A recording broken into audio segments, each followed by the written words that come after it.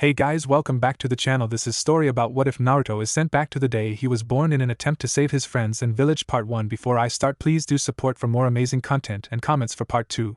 Do consider to subscribe my channel and share my video to your friends and check out the description as well. Let's start the video. As he woke up, the young blonde known as Uzumaki Naruto had his first thought of the day, which was, my head hurts. His second thought, as he now opened his bright blue eyes, was, what the hell? That is how Uzumaki Naruto's, son of the Yondaime Hokage and Jinchuriki of the Kyuubi no Kitsune, new life began. Flashback: he had seen what few had, and none ever wanted to. He was born into hatred and fear. Within a few hours of his birth he had lost more than most ever would. He'd lost both of his parents, and been cursed for the rest of his life. Which might not last too much longer. However, that was the easy part. As he grew he was feared and hated, but he was too stubborn to ever give up, to ever give in. The day he learned the truth of him being the Jinchuriki of Kyuubi, he became a ninja. His life after that was starting to get better. He had people he could call friends now, even someone he could call a brother. Naruto POV. Then he came, the snake team. He took the one I could finally call brother. The snake invaded my home, and he is the reason every last one of my precious people are dead, and my home destroyed.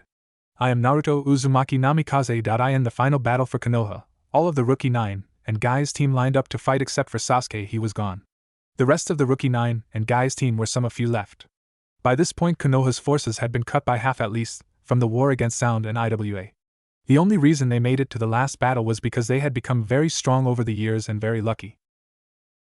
The final battle had been so much worse than anything before. I watched as my friends died before my eyes, protecting me, so that I wouldn't be taken and have the Kyuubi extracted by Madara Uchiha and the rest of the Akatsuki. I know that protecting me was for a bigger cause, but it was still me, my precious people were dying for, the ones I'm supposed to be protecting. They wanted to hide me away from the battle or send me away so I wouldn't be caught. I refused. I wanted to be there to help. I couldn't run away or hide. That would be like giving up and abandoning my friends. But it didn't matter anyway, they still all died. The only upside was that I finally got to take out that damn snake that took Sasuke's face. Plus a few Akatsuki. You see, the snake and the Akatsuki didn't join forces or anything. The Akatsuki just knew that Sound and Iwa's final battle with Konoha would be a great distraction to come take me. At least I won't have to live without my precious people for long, since my heart was destroyed, really actually destroyed, a Chidori right through. Not even the Kyuubi can replace a whole heart. Kind of ironic, my precious people die and my heart is destroyed. Naruto, we're dying. I know, does it matter? Everyone else is already gone. I may know a way to fix this. What do you mean fix? We could go back to before any of this ever happened. We could change it. What do we have to do? I'll need you to make my sign on your arm in your blood, then come back here quickly, we don't have much time.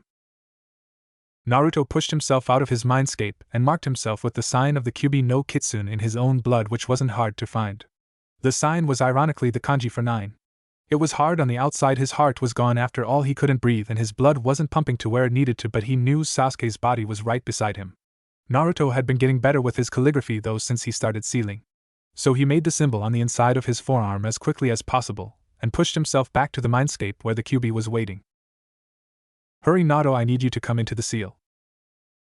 Now if Kyuubi had asked him that about 5 years ago he would have said no way in hell, but it wasn't 5 years ago, he was 18 now. Through the battles the Kyuubi and him had changed, they'd become closer. The Kyuubi could feel every emotion Naruto could. At first he was angry, bitter that a Ningen, human, had defeated him, the most powerful of all the Bijou, and didn't care that the Ningen's son suffered. Time had changed that. Little by little, Naruto wasn't just the son of his father now, he was that boy who would always get back up after being beaten down no matter what hit him. So without a word Naruto stepped in the cage of the 4th seal with the most powerful Bijou. Naruto looked barely bigger than an ant next to the fox, but he wasn't afraid. The Kyuubi was not him, but he was part of Naruto, sealed to not just his body but his very soul till he no longer exists. The Kyuubi wrapped his tails around Naruto, and himself thinking of when he was taking them. Had the brat didn't say when he would like to go, so I guess it's my choice. I think I'll give him a surprise. So Kyuubi's chakra grew around them impossibly fast and powerful. There was so much of the thick red chakra it almost looked black. Then it was like something broke and the chakra with Kyuubi and Naruto inside seemed to explode, then everything went black. Flashback end. Naruto POV. My head hurts. I slowly opened my eyes to see where I was. It felt like I was moving. What the hell? And that is how Uzumaki Naruto's, son of the Yondaime Hokage and Jinchuriki of the Kyuubi no Kitsune, new life began. What the hell? Naruto thought when he looked up he was being carried by none other than the Yondaime Hokage, his father, and if that wasn't enough he couldn't have been more than a few hours old. I never told Q what time to take us. Naruto realized, annoyed at himself. Naruto looked up at his father, who had the same spiky blonde locks that he did, trying to understand if he should be mad that he was in the arms of the man about to curse him, or content to try and remember the feeling and smell of his father. Minato must have noticed his son looking, because even though he was still jumping through the trees he turned to look at his son. At that moment Naruto could see his own eyes staring back at him, and could help but smile. This is my father. He is only trying to protect the village, and thinks he is making me a hero. It's not his fault the villagers are stupid. So if I don't hate the villagers for what they did, how can I blame him? Naruto thought. Minato looked down at his son and smiled at him, full of pride. Naruto-san, look at you. You're only a few hours old and already so strong. You know most babies would be crying that it's cold, and keeping their eyes shut because they're not used to the light. But you not only have your eyes open and are not crying but see fit to smile at me. Minato looked up, seeing Kyuubi's massive form only a couple miles away now. I really wish I could be there to see you grow. You'll be a strong child. Naruto gave a sad smile at that, a strange look on a newborn. He wanted to help his father, he wanted to save him. They arrived at the sealing altar. Minato held Naruto a bit tighter for a second and put him down, to start drawing the seal. As soon as he undid the blanket around Naruto's stomach though, his eyes got wide and his heart felt like it stopped for a second. On his son's stomach was the same seal he was about to put on already there. Naruto just grinned at him the whole time, with that I know something look. After about 30 seconds the Kyuubi's roar pulled Minato out of his daze. He didn't have time to think about this. The seal was already there, so all that's left is summon Gamabunta to get the fox's attention, and activate it. Naruto watched his father walk off to summon Gamabunta, and watched him jump up on the giant toad he knew so well. Preparing to sacrifice himself to activate the seal, but the seal's already active, it's holding my future's Kyuubi. I can feel him there. At that moment Naruto had one of those ideas that got him the title of the most unpredictable ninja, and as usual he acted on it. Kyuubi, can you hear me? Naruto heard a grumble in the back of his head, as he tried to hurry before his father was gone forever. What is it, kid? I'm trying to sleep. Time travel isn't easy, you know. Sorry, Q, but I need to know quickly if I can pull the Kyuubi from this time in this seal, before my dad dies trying to activate it. Our souls are bonded for all eternity, and he is part of you, so there must be a way. And you have a good point, kid. Normally I would assume, since I don't time travel often, that I would automatically fuse with the other me. Like you have with your other self, but since our souls had to stay together, something unusual happened. Try flaring our chakras together as much as you can through the seal, it should call the other soul to us. There was still time, only a few seconds had passed, but his father was starting to form hand seals. So he had to hurry. Baby Naruto pushed as much chakra as he could through the seal, mixing what little of Kyuubis he had left after the time traveling and final battle. This was still a good amount, but was not much to him. Only about one tail worth was left. Naruto though also had some of his old chakra. His spirit energy side came with him, so he had enough. As the chakra flared, Minato was shocked. His father's hand seals stopped for a moment, just long enough for the chakra to reach the other Kyuubi. The other Kyuubi stopped within an instant, his soul being pulled out. Minato could see it going into his son. It burned. Naruto could barely keep himself from screaming. But doing so may cause his father to act. He couldn't let that happen this time, it would be better. Then it was over. The other Kyuubi's body dropped dead, its soul gone, absorbed by his Kyuubi, and its body burned to the sky till there was nothing left. Minato was to say the least shocked, his thoughts around the lines what the hell just happened, but he soon came out of it still completely confused. But remember, his son was still alone on the ground. Naruto was so tried, it was a lot for the newborn to stay awake so long and save his father, defeat a Bijou, and change the future all on his first day on Earth. The last thing Naruto saw before he closed his eyes was his father coming towards him. Just before he was completely out, he felt his father scoop him up carefully and hold him close. As Minato held his son close, he could feel his sensei Jiraiya coming. Jiraiya stopped right in front of him, out of breath, worry still clear on his face. Minato, what happened to the Kyuubi? Are you okay? Jiraiya asked. I'm fine, sensei, giving a slight smirk, but as for what happened, I'm not really sure. Minato replied truthfully. I think the sealing was successful, but I'm not sure. Minato added. Jiraiya paled and looked at Naruto. What do you mean not sure? What exactly happened? He asked. With anyone else Minato would not have told him, since it was concerning his son, but Jiraiya was his sensei and Minato trusted him completely except to not peek at his wife, but that was something else entirely. So he told Jiraiya everything that happened, and asked him to tell everyone the Kyuubi was gone but not say how, that he would deal with tomorrow. So he took Naruto home with him and fell asleep next to him on the bed. Minato POV. The next day Minato opened his eyes slowly to the face of his newborn son, Naruto, still sleeping peacefully. Minato thought that in that moment it was perfect. No, if Kushina was here it would be perfect. He sighed, he knew that couldn't be. Flashback. Minato cradled his son in his arms. He had never been so happy and sad at the same time. Happy because this was his son, he was a father. The sadness though was because his wife had died during the birth. His beautiful Kushina gone. There were complications, they said, during labor or something like that. Minato's eyes had glazed over after one of the doctors came out and said, "I'm sorry, Hokage-sama, she's passed on." Something about losing too much blood. Due to the Kyuubi's attack they had used up too much of her type of blood, they didn't have enough blood or time for a transfusion. Kushina had bled out too fast. Minato just stood there for a few minutes feeling as though someone was twisting a raisin gun in his stomach. The only thing keeping him from falling to his knees was the child in his arms, his child. The Yondaime could feel the Kyuubi coming. He didn't have time to mourn now. He had to make the seal, then maybe he wouldn't have to, he would be with her in the afterlife. The village would be safe and Naruto would be treasured, but I still feel like I should be with him. But there's no other way to stop the Kyuubi. End flashback. I guess there was another way to stop him, but I still don't know what it was. Minato looked back down to see Naruto gazing up at him with curious, wide eyes. Minato's eyes softened and gave Naruto a small smile, while sliding his hand on his son's whisker-marked cheek up to his golden hair that was so much like his own. Naruto POV. I woke up to see that it wasn't just some crazy dream. I really was in the past. I did save my dad, and yes, I really was born yesterday. He could hear Kyuubi chuckling in the background at that. Then I noticed that my dad had focused his attention on me. Before he looked kinda dazed out and a little sad. As soon as he looked at me though his face turned so peaceful. Nobody ever looked at me like that, not even Ero-sanin or Bachan. Then he touched my whisker marks. Nobody has ever done that either, mainly because I don't like them touched or because they were afraid. I was so shocked though I couldn't protest. I could hear my father sigh and mutter, "What the hell am I going to tell them?" to himself. Then Minato rolled onto his back, his arm now around Naruto, and began to think out loud. "I can't tell them the truth. I don't even know what it is." Minato sighed again, completely annoyed that he couldn't figure it out. Then said, "Plus it makes your sealing look suspicious, and the last thing we need is them thinking you're not the one in control. I should check the seal just in case though to reassure the council." So he did. I could feel my dad running a chakra seal scan on me. I didn't have to do anything, just tried to stay still. In a few minutes it was over and my dad smiled at me and said it was perfect just as he had planned. Naruto gave him his foxy grin. Then Minato had a thoughtful look and began, "I'll tell the council that I found a different seal just in time that I was able to tweak into working. They won't know one from the other. Only one that could is Sandaime, but he is truth-worthy, so if he asks I'll just tell him the truth, more or less. Plus I think he was already putting a law in place so no one can talk about the Kyuubi being in you, so no enemies come for his power." The story worked well. By the end of the week Minato announced Naruto to the village as his son and heir to the Namikaze clan. The village still knew he held the Kyuubi, but less were hostile about it since they now knew whose son he was. Plus everyone soon found out, and no one messes with Minato, Namikaze's son, and got away in one piece.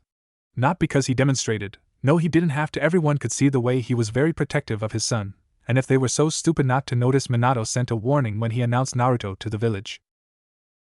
Despite his Jinchuriki status, the birth of the Hokage's son gave the villagers a sense of hope as they rebuilt what had been broken in the Kyuubi's attack, and buried those that gave their lives to protect.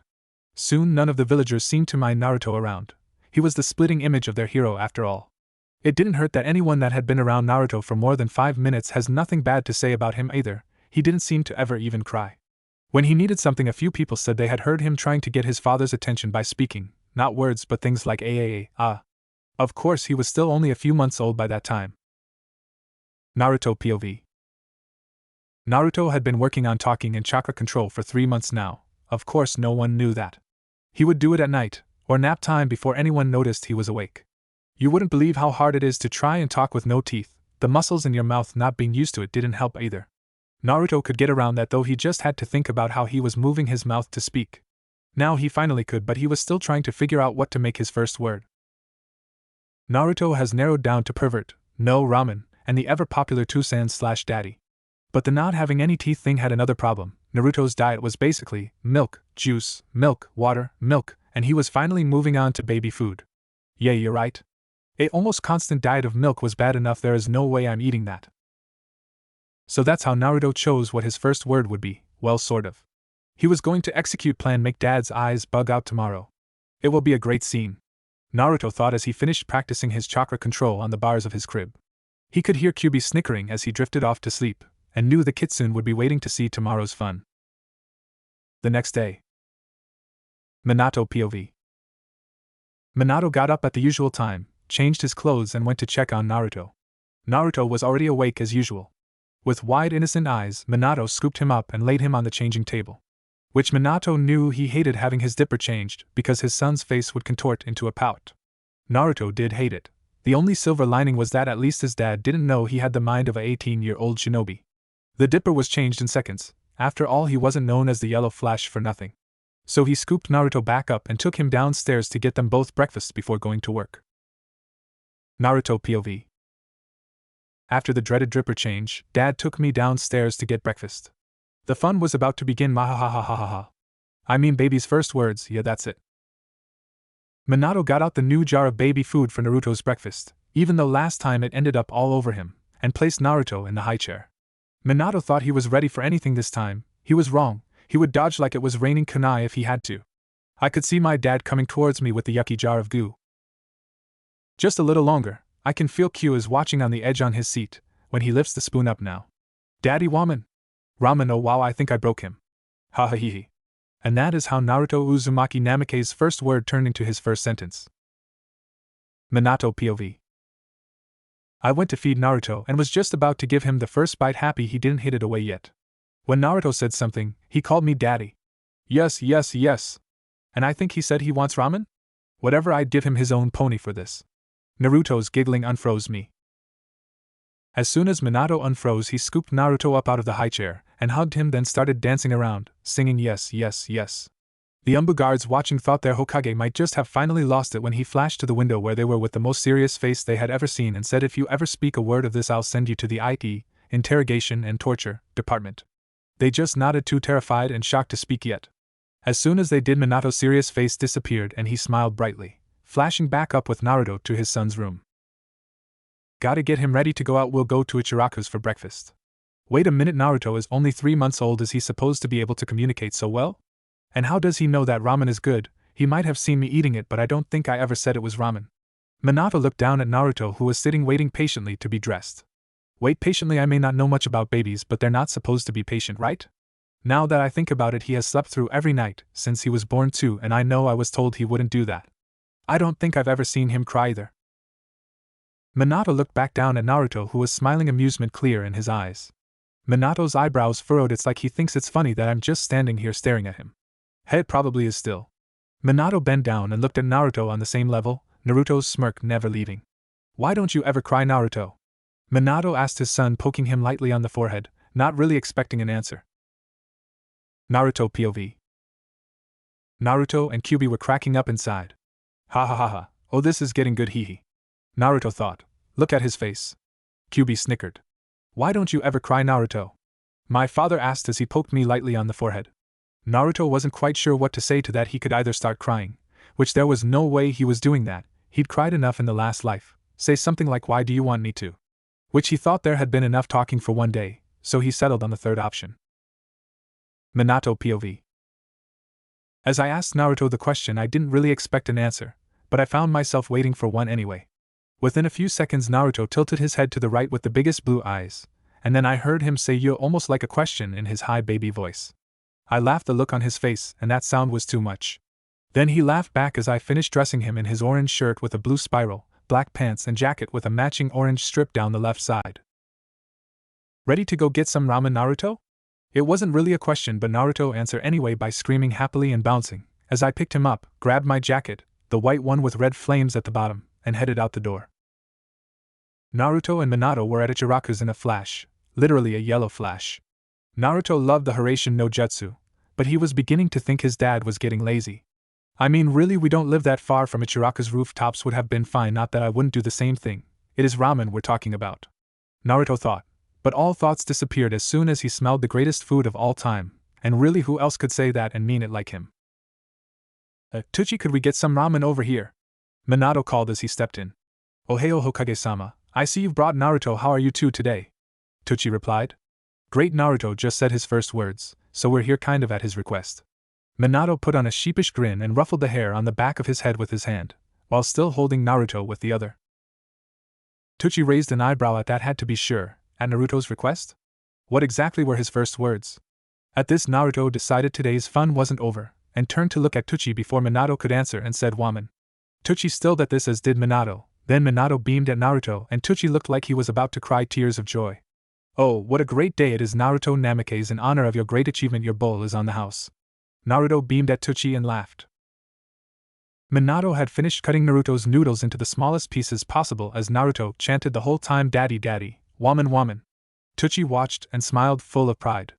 Then Minato gave Naruto his first bit of ramen. This time Naruto could have cried tears of joy.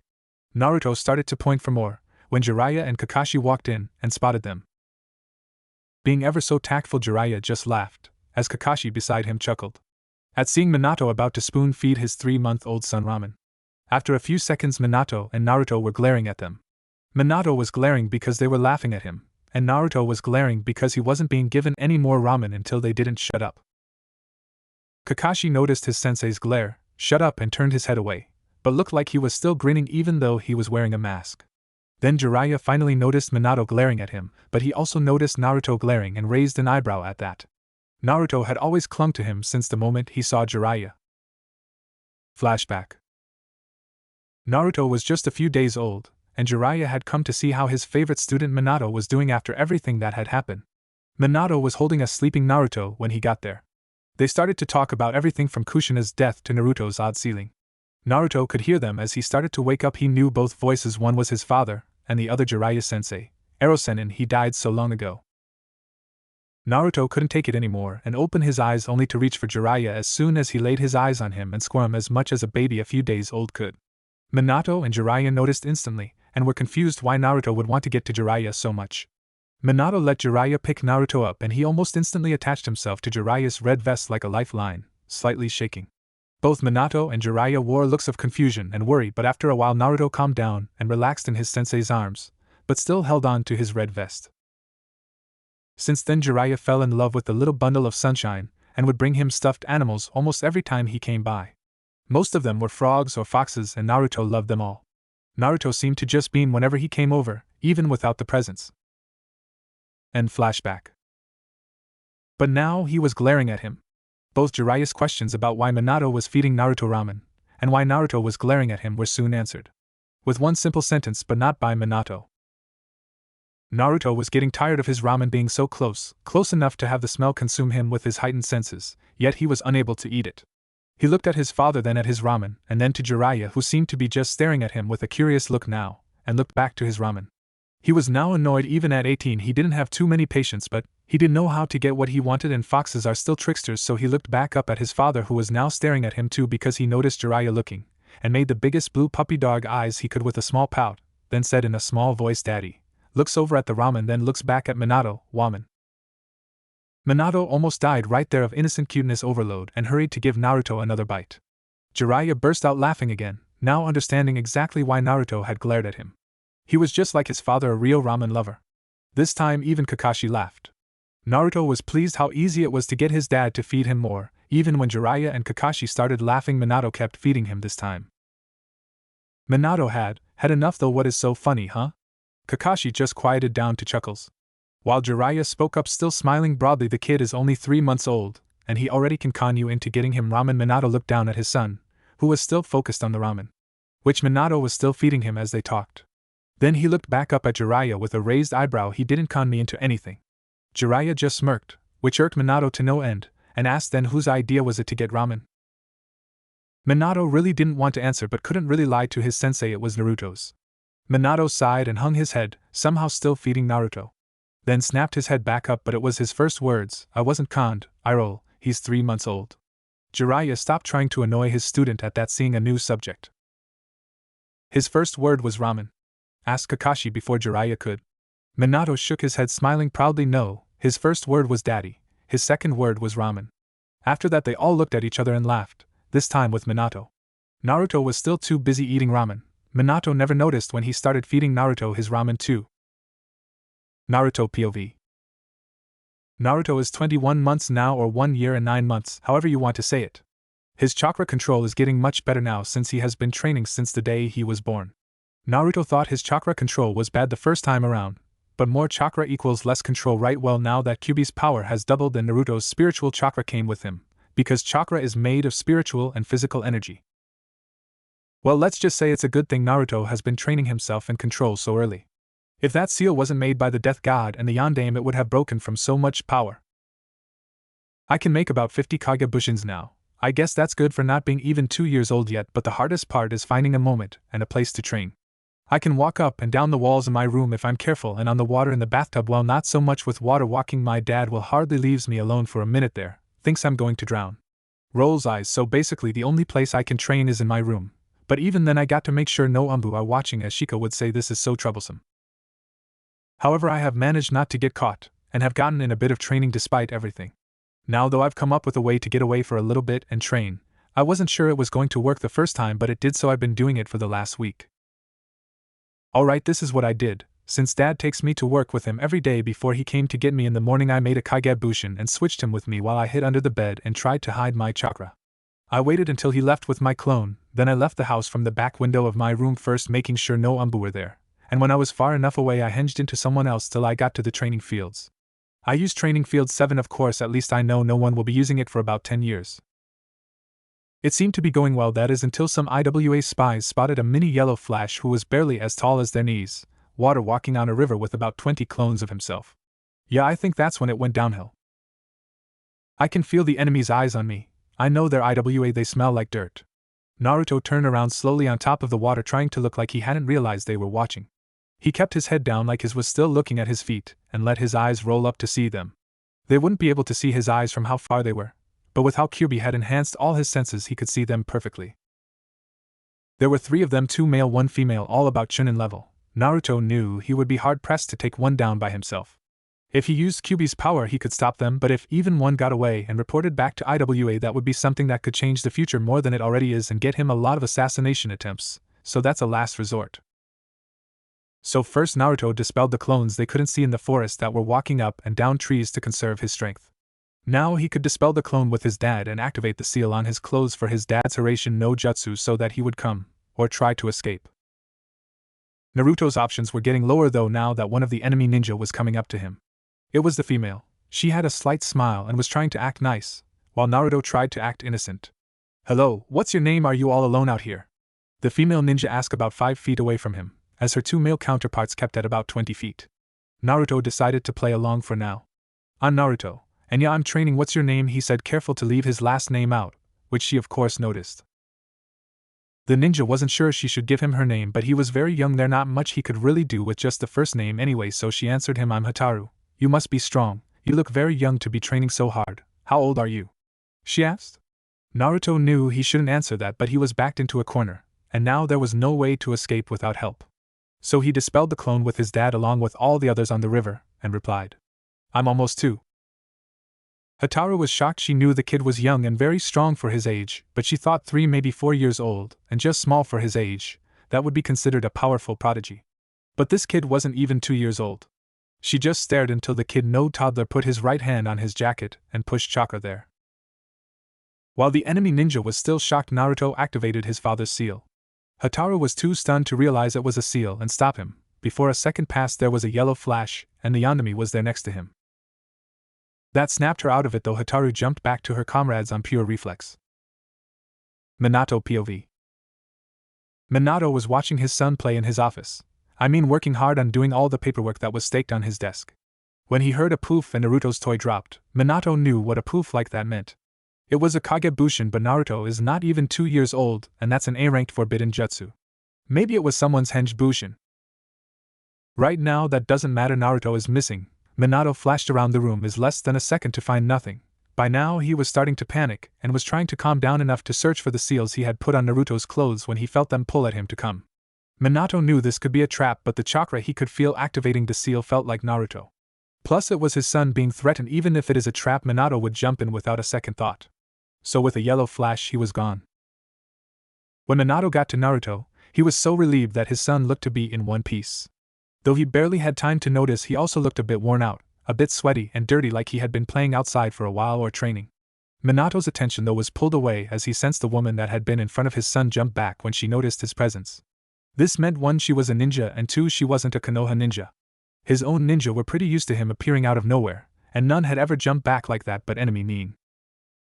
The IWA spies were beyond scared now. They were average level chunin in enemy territory, which was life endangering enough.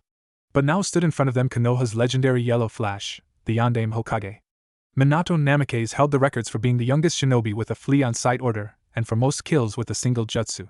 And they had just been caught near his very young son. Yes, things just got really bad for the IWA shinobi. Minato POV. Minato wanted nothing more but to scoop Naruto up and hold on to him, but knew if it came to a fight he would need his hands. So he tried to pull Naruto behind him as much as possible without taking his eyes off the enemy. Surprising, Naruto seemed to know where to go so that he could be protected more easily. Minato had enough of the staring contest though. Who are you three, and what are you doing in Konoha? Minato called over. The 3 IWA ninjas decided it was definitely time to run, so without a word they started running in 3 separate directions. Minato hesitated to flash away from his son, but knew he'd be back before anyone could get near him. So Minato flashed to the side of all 3 and in seconds they had all been knocked out from chops to the neck, and Minato had flashed back to Naruto. Looking over Naruto carefully and finding nothing but scratches that seemed to be a few days old because they were mostly healed, Minato hiroshined back to the Hokage office with Naruto and told the ANBU to retrieve the spies and take them to Ibiki in IT. Naruto and Minato were finally alone. Minato sat down behind his desk with Naruto on his lap, and finally breathed a sigh of relief that nothing bad had happened to his son. But now he had time to think, how had this happened at all? Naruto was only 21 months old, but he still talked pretty well. Maybe he could get something out of him. Naruto POV. Naruto knew it was coming as soon as he summoned his dad to him. He knew he'd have to come up with something to tell his dad, but he couldn't lie. No, he could lie for a joke, or a prank, and even a mission if he had to, but he could not lie to his father. He would have to find a way to skip around the truth without lying to his father, and if all else fails he would have to tell the truth, or at least part of it. My dad turned me to the side of his lap so he could look at me. Here it comes. Naruto, do you know what happened? Okay, I can at least stall for a more direct question. What happened? Naruto answered the question with a question, classic evasion. So Minato specified, how did you get out to that field? Okay, that was a direct question. Well, I think this is going to back me into a corner, but I'll go with the simple answer. I walked. You shouldn't have done that, kid. Minato now had a lot of questions, but he had to make them simple for Naruto. At least he thought he did. What do you mean you walked? You were with me, remember? You came with Daddy to the office? No, Q. I think now I can just really confuse him. I wouldn't try that, kid. If you won't lie to him, he might figure out what you're saying. He probably already has a few ideas. If you give him too many pieces, he might see the picture.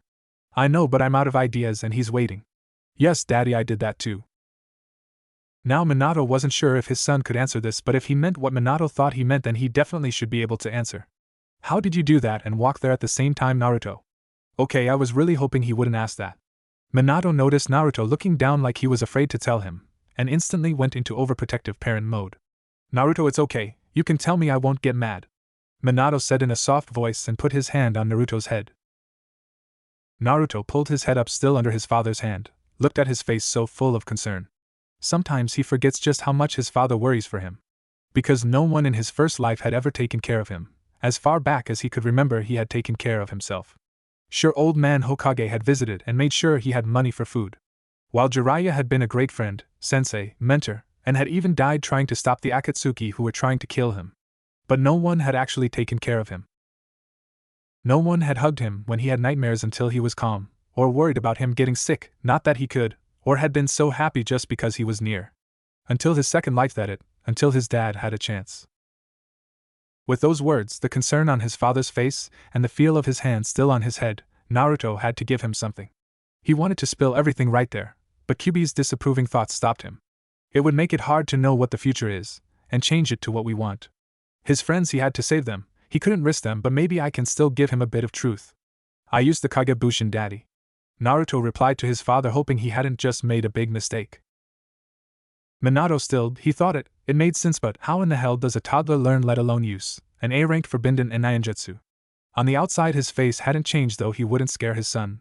So Minato took a deep breath and asked the next logical question. Naruto, how did you learn the Kagebushin, and why did you trick me into thinking you were here?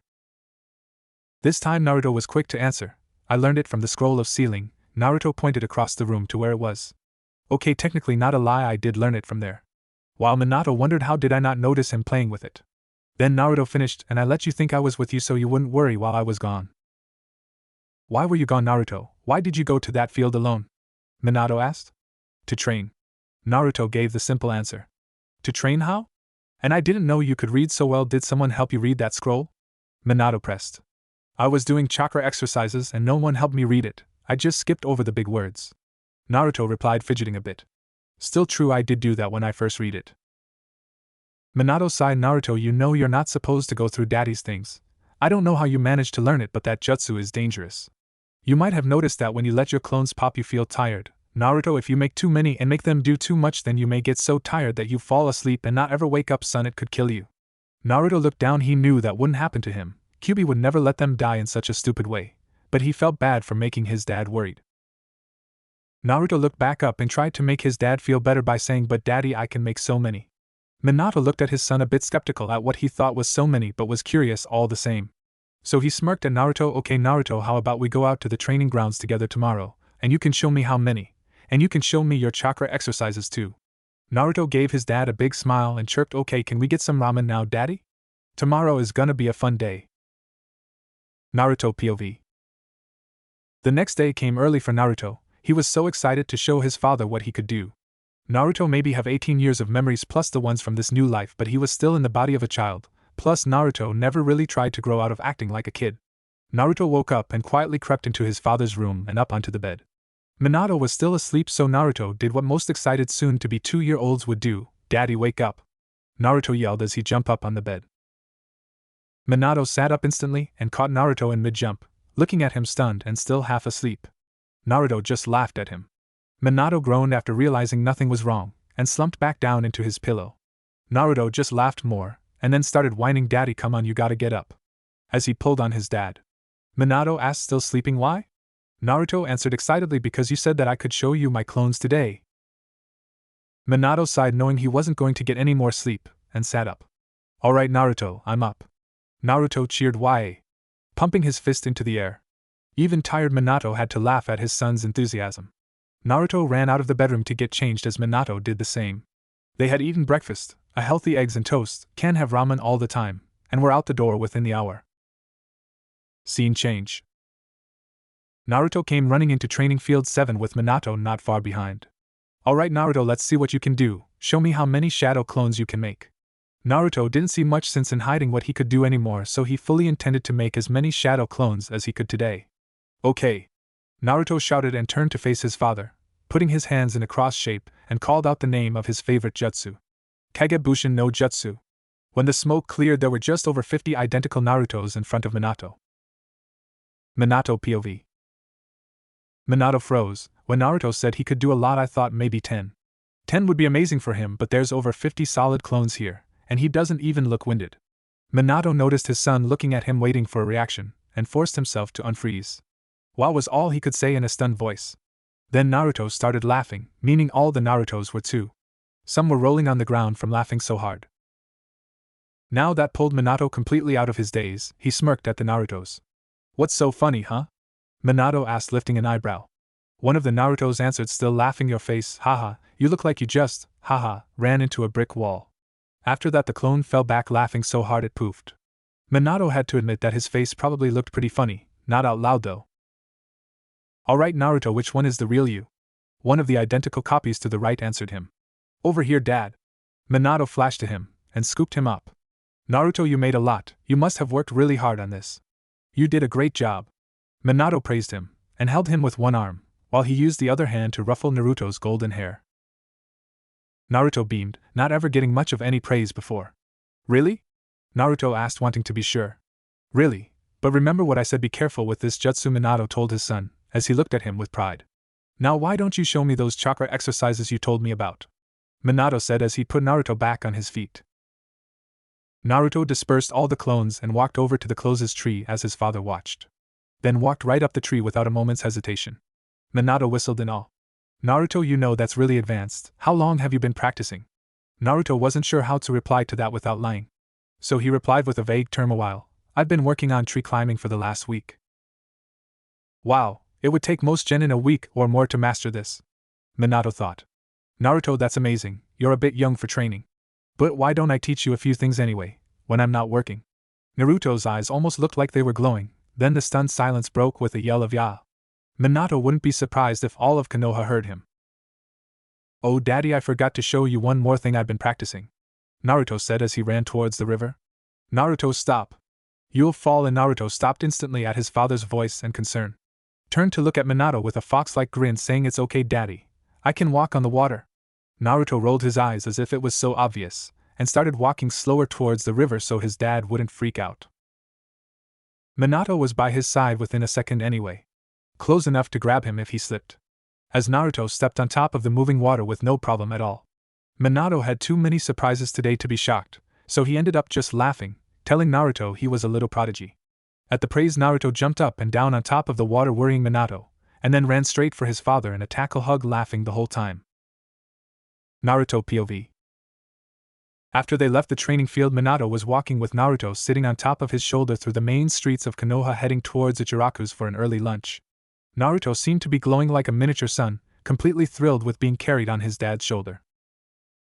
I remember seeing so many kids doing this with their dads. It always made me so sad to see them so happy, enjoying the one thing I truly believed I would never have. I was always jealous of them but tried so hard to not let anyone know. Those kids never knew what they had. They would complain about them, saying their parents never let them do anything or grounded them for doing something wrong.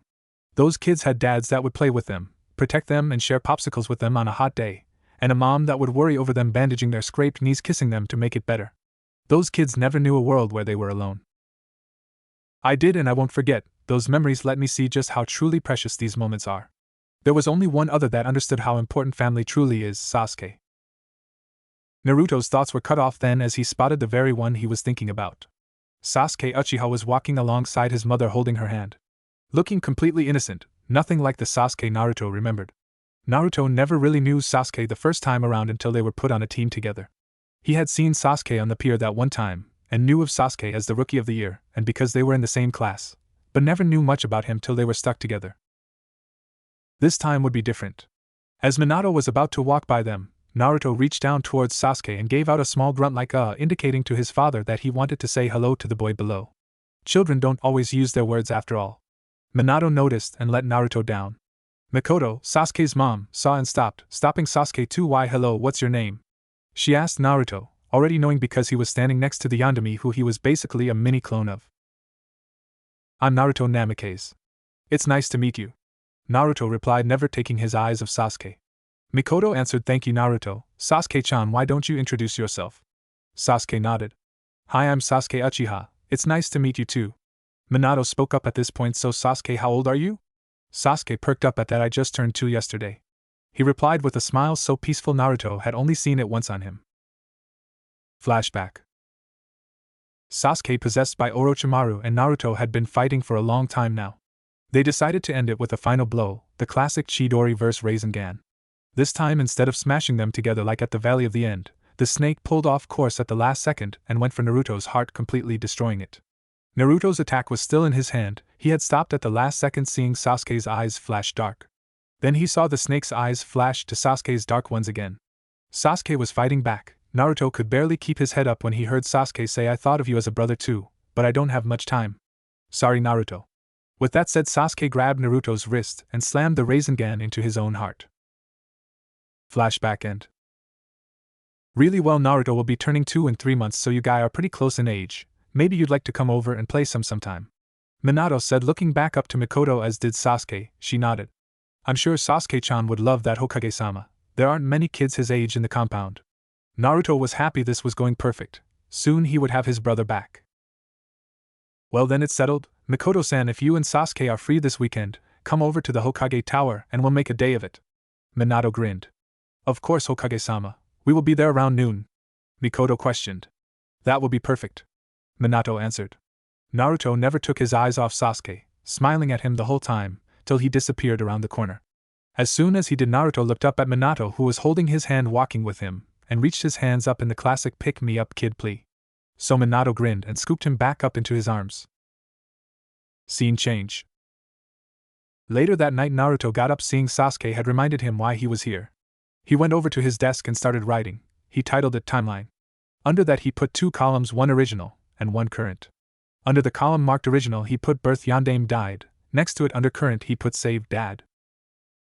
Naruto put everything he could think of that was important that happened and when, with as much detail as he remembered up to the moment he came back.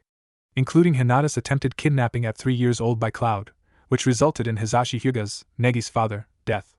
The Uchiha massacre, the sound/sand invasion at the Chunin exams, when Sasuke left, Jiraiya's death, pain coming to Konoha, Akatsuki. Naruto closed up the scroll when he couldn't think of any more, and placed a seal on it so that no one could open it but him. If someone tried it would self-destruct in flames. His father may be able to open it given time, but that's why he was also hiding it under the floorboards beneath his bed. Now the only thing left is figure out what to change, and what should be left alone. Naruto and Sasuke had become great friends since that day almost a year ago. Sasuke would come over almost every weekend, and Naruto would stay with him and Mikoto if his father and Sasuke's dad, Fugaku, had a meeting. Kakashi or Itachi would stay with him though to make sure he was safe if there was an attack. So everything with Sasuke was perfect. It was a bit weird at times playing with a toddler Sasuke, especially when Itachi was near, but Naruto got used to it.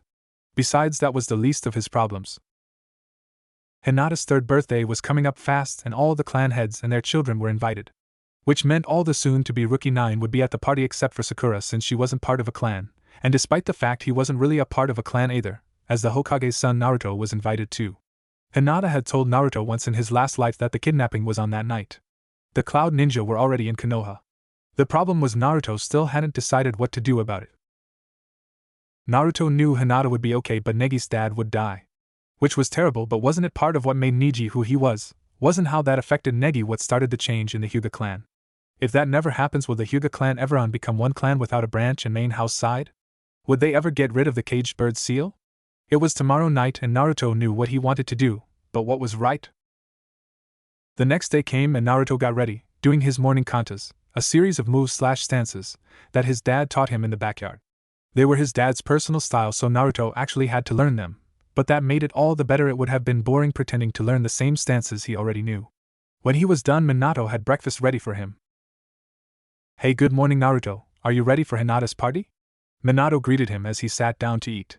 "Yeah Dad, I just need to get a shower first," Naruto said. "Great, what did you get her for a present?" Minato asked. "I got her this really cute fox plushie," Naruto chirped. Minato still then chuckled, "Well, I'm sure she'll like it." Naruto smirked. "I never get tired of messing with him about Kyubi. Keep it up and he might realize that you're doing it on purpose, Kit. He probably already suspicious but he'll never say anything till he is sure Q. Plus it's fun messing with him, and he is not telling me the truth anyway. You do realize you're not telling him the truth either, right?" "Hey, okay, but it's still fun." Naruto mentally stuck his tongue out at Kyubi and focused on the outside world. Naruto got up from the table and ran up the stairs to the shower.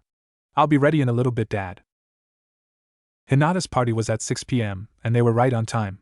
As they came to the gate on the Hyuga compound, the guards let them in without a second glance. Another Hyuga showed up as soon as they entered. "Are you here for Miss Hinata-sama's birthday, Hokage-sama?" she asked. "Yes, would you show us the way, miss?"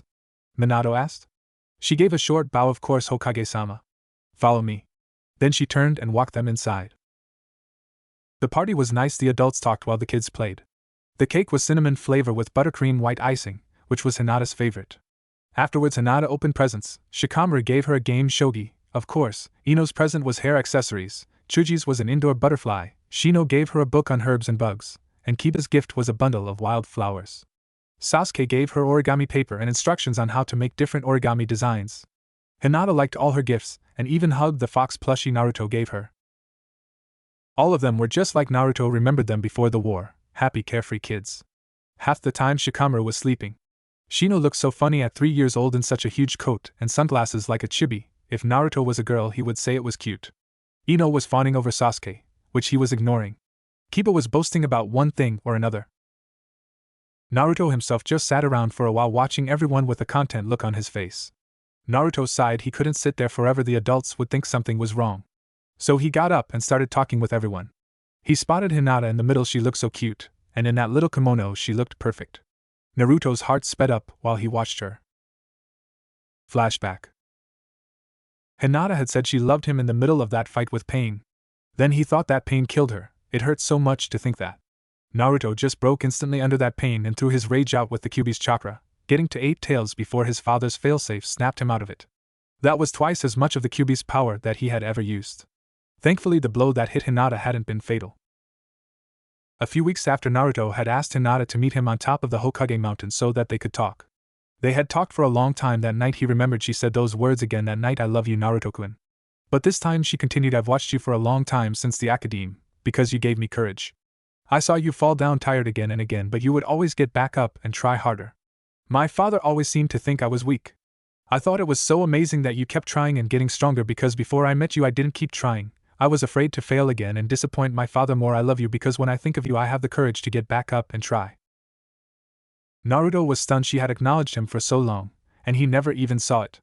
No, he did see it, he just was too oblivious to know what it was. Every time she fainted when he was close, every time he saw her blush, and when she wouldn't look him in the face. She always looked down when he was near. "Hinata, I don't know what to say, but it makes me happy to know you care. I know I care about you too. I never really thought about it, but I think I like you too."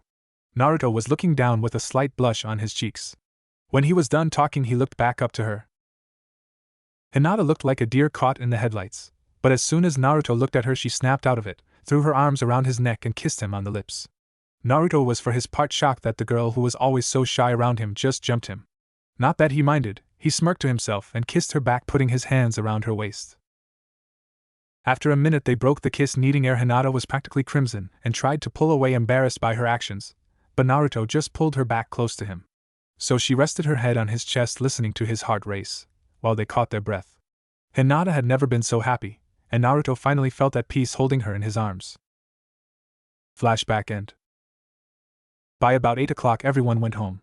Minato had put Naruto to bed and retired himself to sleep soon after. It was now or never. Naruto got out of bed and left silently through his window, careful not to be spotted by the ANBU guards, and headed to the Hyuga compound. As Naruto was walking toward the Hyuga compound, he still wasn't sure what he was going to do. He kept to the shadows, using every bit of stealth he had learned through the war. Naruto still wore at least a little orange throughout the whole war, and you better believe it takes a lot of skill to do that and survive. Naruto made it to the Hyuga compound within a few minutes, and hid himself outside the compound walls in the branches of a good-sized tree. Then he waited for when the Cloud Ninja would try to run with Hinata. Now he had nothing to do but think, how would changing this affect the future? What would his future's Niji think about letting his father die to keep the future easier to know? Especially when he had saved his own father, which must have changed the future a lot more than this would. Not that Naruto was thinking about that at the time. There was no more time to think now, though. The Cloud Ninja was jumping over the wall. Hinata was unconscious under his arm. Naruto didn't think. He saw that ninja putting his Hina-chan in danger, and he started to get hot. It felt almost like his blood was starting to boil. Flashback. The final battle would begin soon. Scouts had reported back that the enemy would be at Konoha's gates in only a few hours. Naruto had begged Tsunade to make Hinata go with the other civilians and genin who were being evacuated. Hinata had refused when Naruto asked her, unwilling to leave his side. Naruto, finally desperate enough, told Tsunade why it was so important that Hinata not get caught in the fighting. He knew she was strong, that wasn't it. She was 2 months pregnant. Tsunade finally agreed and ordered Hinata to retreat, telling her teammates and everyone else it was due to a medical condition, keeping the child a secret from any enemy's ears. Naruto had made sure to watch her and his unborn son go, so that he knew she had left. But he found out too late it wasn't enough. Most everyone had fallen, only a few of the rookie 9 still stood. Naruto was fighting Orochimaru when he noticed Hinata fighting Kabuto not far off. Naruto felt instantly terrified, only his quick reflexes saved him from losing his head to the snake. She had come back after he had fought so hard to keep her safe. Now he couldn't get to her, couldn't help her, and if he didn't pay attention to his fight he wouldn't last long. All he could do is hope she would be okay. That hope was short-lived when he heard her scream out in pain. Hinata had taken her eyes off Kabuto for a second when she heard from about a mile away Akamaru yelp in pain as an attack hit him. She realized the mistake as soon as she made it, but it was too late. In that second Kabuto had gotten in close. Hinata turned her head back around just in time to see his chakra scalpel enter her stomach, instantly killing the unborn child and hitting internal organs, causing her to bleed out. Naruto saw red. He turned his back on the snake, not caring what he would do, and charged with Kyuubi's power quickly growing behind him. Kabuto never stood a chance. He was literally ripped to shreds within a few seconds by Naruto's bare hands. Naruto walked over to Hinata, shedding Kyuubi's power. She only had a few moments left. He knelt down and held her, Naruto, I'm sorry, I just couldn't leave you. I love you. A single tear ran down Hinata's face. Naruto kissed it away and whispered in her ear, don't worry Hina-chan, I love you too always. With that he lightly kissed her lips, just after he felt her heart stop. He could hear Orochimaru laughing at the sight, the snake would pay. End flashback. Naruto leapt in the Cloud Ninja's blind spot, quickly pumping chakra into his small leg and kicking the Cloud Ninja in the back of the neck, knocking him out cold. Before the nin could hit the ground on top of Hinata, Naruto pulled her out from the nin's arm and held her close to his chest bridal style. Hinata was starting to wake up, so Naruto walked over to the wall and sat Hinata against it, holding her up with his hands on her shoulders. Hinata opened her eyes to see the most beautiful deep blue eyes staring back at her. Then she remembered him. He was the boy from her party, the Hokage's son, Naruto. Naruto-kun? Hinata asked, sounding confused. Naruto just smiled at her and put his index finger up to his lips and whispered, "Shh, don't tell." Still smiling even with his finger held across his lips.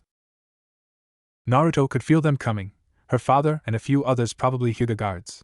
He had to leave, not thinking. He kissed Hinata's forehead and left. Hinata didn't know why he did that, but it felt nice. Like she was safe. She blinked though, and when she opened her eyes he was gone. Within a few seconds Hinata saw her father coming towards her, pausing by the Cloud Ninja only long enough to be sure he was unconscious. Then he went straight to her and picked her up, carefully checking for injuries. When he found none, he had the guards with him see who the masked ninja was and tie him up. Naruto watched from close by, making sure they knew who he was so no one killed the Cloud Nin ambassador and took High prisoner instead. As soon as they did, Naruto sped towards his home, making sure no one spotted him. Because when the Hyugas noticed who that Nin was, the first thing that they would have to do is alert the Hokage. So Naruto made it back in record time, quickly finding the hole in the ANBU's defense around his room and slipped in unnoticed, climbing back into his bed. At that moment he didn't know if he should be grateful that the ANBU guarding his room were stupid bastards, or disappointed in the security of peace times. Either way, he was glad he had his answer about changing things. When you can do something that will stop something bad from happening, you should. There is no point in coming back if you don't change anything. Now that didn't mean he was going to change everything, but he was going to try and fix as much as possible, without endangering the future. Naruto would make sure the Hyuga clan becomes one and that Neji doesn't believe he is trapped by fate. Naruto's thoughts stopped when he heard his dad get up, the ANBU no doubt telling him what happened. In a few seconds he could hear his father opening the door to his room to check on him. Naruto lay still, breathing slowly. He felt his dad run a hand through his hair, then ordered 2 squads of ANBU to stay with him until he returned. That night Naruto fell asleep happy, knowing he had made the right choice, because even if the future changed, he knew he had saved Neji's dad. If he hadn't, Naruto knew he would have regretted letting someone die on a possibility. It was a beautiful day in Konoha. The sun was shining brightly and there was a cool breeze in the air. All was peaceful. The children were at the academe learning, and the adults were working in their shops or other jobs. It was so serene you could hear the birds chirping. Naruto Namikaze. Stop. So much for that. A 6-year-old Naruto was running across rooftops and through alleyways while being chased by 5 Chunin and 3 ANBU. The whole time he was laughing madly. See how this all started was Naruto had been enrolled in the academe this year, and after a few months of being lectured by Irika, well, simply put, Naruto got bored. And since Naruto is Naruto, he decided the best way to deal with this was to revive one of his most famous pranks, with extras. However, this wasn't his first prank in his new life, so all anyone had to do to figure out why 8 ninja were chasing the Hokage's son was to look up at the Hokage mountain, which had gotten a makeover. The first looked like a woman and had green eyes with red lipstick, eyeliner, blush, the whole deal. The second basically looked like a clown, white face, red nose, and a blue tear on the left side of his face. The third, old man Hokage, had a nosebleed, bugged out eyes, and his mouth hanging open like he'd just seen Naruto's sexy jutsu. The fourth, dad, had blue eyes, gray hair, and a lot of wrinkles. Naruto was very proud of his masterpiece for many reasons, but the main one was that he finally figured out how to enforce the paint with chakra. So the paint would not only stay there for days no matter what you tried to take it off, only Naruto knew how, but it glowed brightly. The ANBU would never even have suspected him except for his reputation, and if they didn't see him half covered in paint. Yes, Naruto was sure that was why they had started chasing him. Right now, though, he is a 6-year-old kid successfully staying ahead of 8 now 10 fully trained adult shinobi, and he was having a lot of fun doing it. Naruto sighed. Though it was fun, it was time to ditch them before they came up with some plan to catch him. He jumped up to a roof and immediately jumped back down to an open street, made a shadow clone which ran as soon as it was made, and he transformed into a cat. Before any of the ninja following him saw, all the Chunin and ANBU ran after his clone. Once all the ninja were out of sight, Naruto changed back and started walking. Bam! Only to walk right into someone, Naruto fell on his butt and turned his head up to glare at whoever had knocked him down. Then he noticed it was his father, who was looking down at him with a stern face and one raised eyebrow. Naruto gulped, rubbed the back of his head, and laughed nervously. Hi, Dad. Minato just let out his breath in a huff and picked Naruto up off the ground. They were home in a flash, and Minato put Naruto down on the couch, sitting down next to him at an angle to look at him. Minato broke the silence. Do you know why so many ninja were chasing you? Naruto's mouth answered before his brain could save him. Because only a few couldn't catch me. Naruto grimaced, realizing what he said when he was already in trouble. Minato's mouth was twitching though, trying very hard not to smile at his son. I meant more why they started chasing you in the first place, and why are you covered in paint? Minato moved on, trying to get to the point. Naruto sighed. You haven't seen the Hokage monument today, have you? Naruto asked. Minato blinked confused, so Naruto just pointed at a window which had a good view on the mountain. Minato raised an eyebrow at his son, but got up and looked out the window. What could the monument have to do with? Holy shit! Minato thought as he looked out the window, and his mouth dropped. He really wanted to laugh at the sight, but knew that wouldn't be the most responsible thing to do. How did he make it glow like that? So he focused on the part that annoyed him. You made me old, he stated without turning around so Naruto wouldn't see the smirk on his face. Naruto's face dropped to just look blank. I pranked the whole village by defacing the monument, and all he can say is that I made him look old. He could hear Kyuubi on the inside laughing his ass off. Naruto tried to block him out so he wouldn't start laughing, but it was too late. He was already snickering. Minato heard his son muffle a laugh and turned around to see him, almost doubled over. Minato couldn't help but smirk at his son's antics. Naruto, what's so funny, huh? He asked, still bemused. Naruto managed to laugh out, all you care about, ha, is I made you, ha, look old. Minato could hold it now and laughed with Naruto. After a few minutes though, you know you're still in trouble, Naruto. Naruto started to pout at that. But Dad, it was just a joke, come on, it's funny. Naruto whined. Minato replied, not for the one who has to wash it off. Naruto grumbled under his breath, they can try. Low enough his father couldn't hear. Besides, you also skipped class to do your prank? Minato said. 0000000. Naruto ended up being the one forced to clean the paint off the monument, and he wasn't allowed to have ramen for dinner. Naruto grumbled the whole time about not having any ramen, and that no one would get to know just how resilient his special paint was. He used the secret way to get it off when his A and B guards weren't looking. The secret happened to be sake, so he just poured some into the soapy water bucket he was given to clean the paint off with. Minato showed up at sunset to bring Naruto home, but he wasn't done yet. Hey Naruto. Minato greeted him. Naruto looked up and gave him a bored look before grumbling, hey Dad. Minato sighed. He didn't want Naruto upset with him, but he had to punish him somehow, even though it was funny. Minato wanted to cheer him up now, so, Naruto, if you get done quickly I'll teach you a cool jutsu tomorrow. Naruto's head shot up, his eyes shining. Really, alright. Naruto stood up, made a familiar seal with his hands and shouted Kagebushin no Jutsu. When the smoke cleared, there were over 200 Narutos. They began running around the monument cleaning. It was like a hurricane, but instead of leaving destruction in their wake, the Narutos left a freshly cleaned Hokage monument.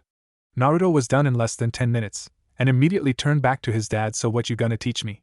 Naruto asked with a smirk. Minato laughed and flashed them home. You'll find out tomorrow, he told Naruto, ruffling his hair. So just eat your dinner and get a good night's sleep. Naruto just rolled his eyes at him, and started inhaling his non-ramen dinner. It happened to be good. Chicken with rice and veggies, not bad, Naruto thought. Naruto woke up the next day and started getting ready to go.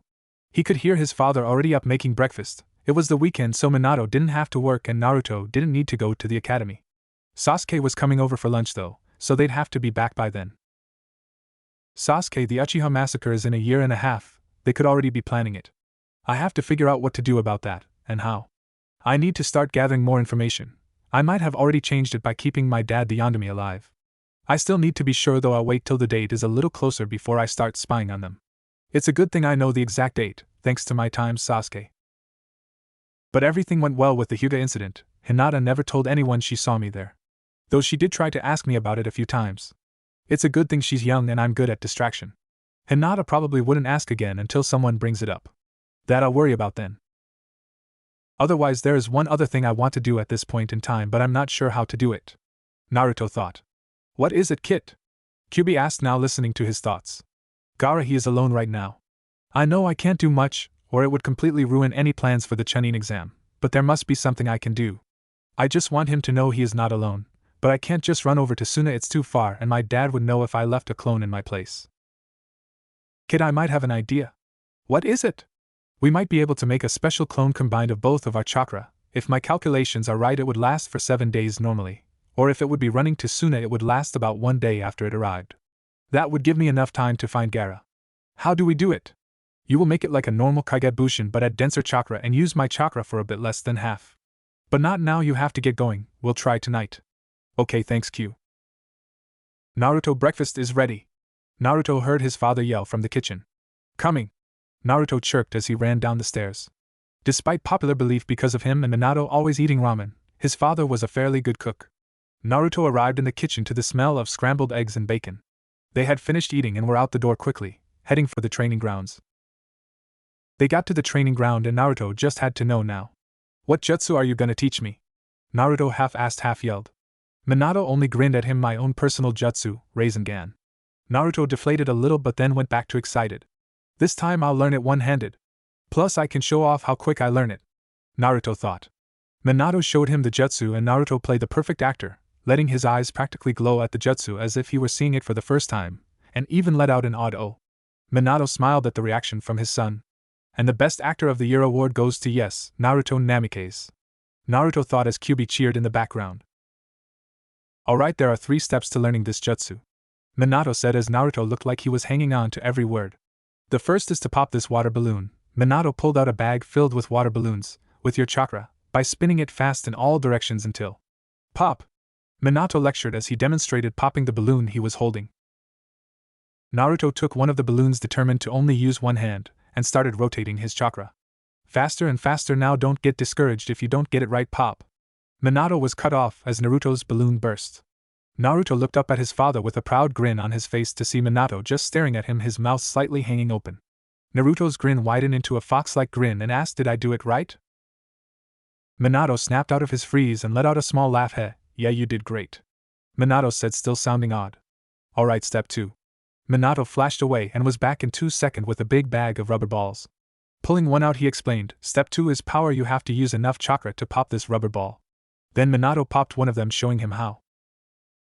Naruto took one of the rubber balls and started pumping chakra in it. This time he didn't get it on his first try and only made a small hole in it. Minato looked at it, not bad, but you have to pop it like I did and make it explode. Keep trying.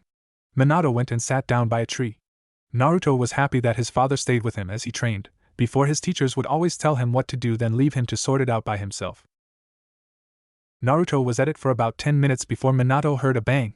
Minato had wide eyes, then just laughed. Way to go, Naruto. Minato called over to the now laughing Naruto. Naruto ran over to him shouting, I did it. Minato got up smiling at Naruto. You keep this up, you'll shatter the record for learning this jutsu. Naruto beamed at him. What's the next step? Naruto asked, excited. Well, you have to combine what you've learned. You use the rotation you learned popping the balloons, and the power you used to pop the rubber ball. To make a sphere, but this time you don't pop it, you have to hold its shape to the ball. Minato explained the last step as easy as he could. This time Naruto really was listening hard. He wanted to be able to use the Rasengan with one hand and wanted to make his father proud by actually learning something and not just showing what he already knew. Naruto had been trying for hours and it was almost time to meet Sasuke. Minato was worried he was pushing Naruto too far too fast. When he saw that his son was trying so hard, his hands were burned by the chakra. Minato told Naruto that he had done well and they could try tomorrow so he could take care of the burns, but Naruto just wouldn't give up. He was 6, for crying out loud. Don't most year olds cry when they scrap their knee? Minato remembered then he still had never seen Naruto cry ever. Naruto, we have to go and to meet Sasuke. Minato tried again to get Naruto to stop. Naruto didn't turn around but called out, okay, just one more try, I almost got it. And he did. Minato could tell he was getting close. Naruto concentrated, powering up the Rasengan slowly as he faced the tree in front of him. Then he snapped his eyes open and charged the unfortunate tree and plowed right through it. Minato jumped up as he saw Naruto falling down from chakra exhaustion. He caught his son just before Naruto would have hit the ground. Minato checked Naruto over, finding nothing but the burns and low chakra. Minato sighed to himself. He is just like his mother. Minato smiled, though. Well done, Naruto, you did it. Minato said to the unconscious Naruto, his smile becoming full of pride. Minato carried Naruto home in his arms. They still had an hour before Sasuke showed up. So Minato laid Naruto on the couch and started cleaning, healing, and bandaging his hands. Noticing that they were already healing by themselves, Minato thought of Kyuubi. At least you're doing something useful for him. Minato got up after bandaging Naruto's hands and got a washcloth.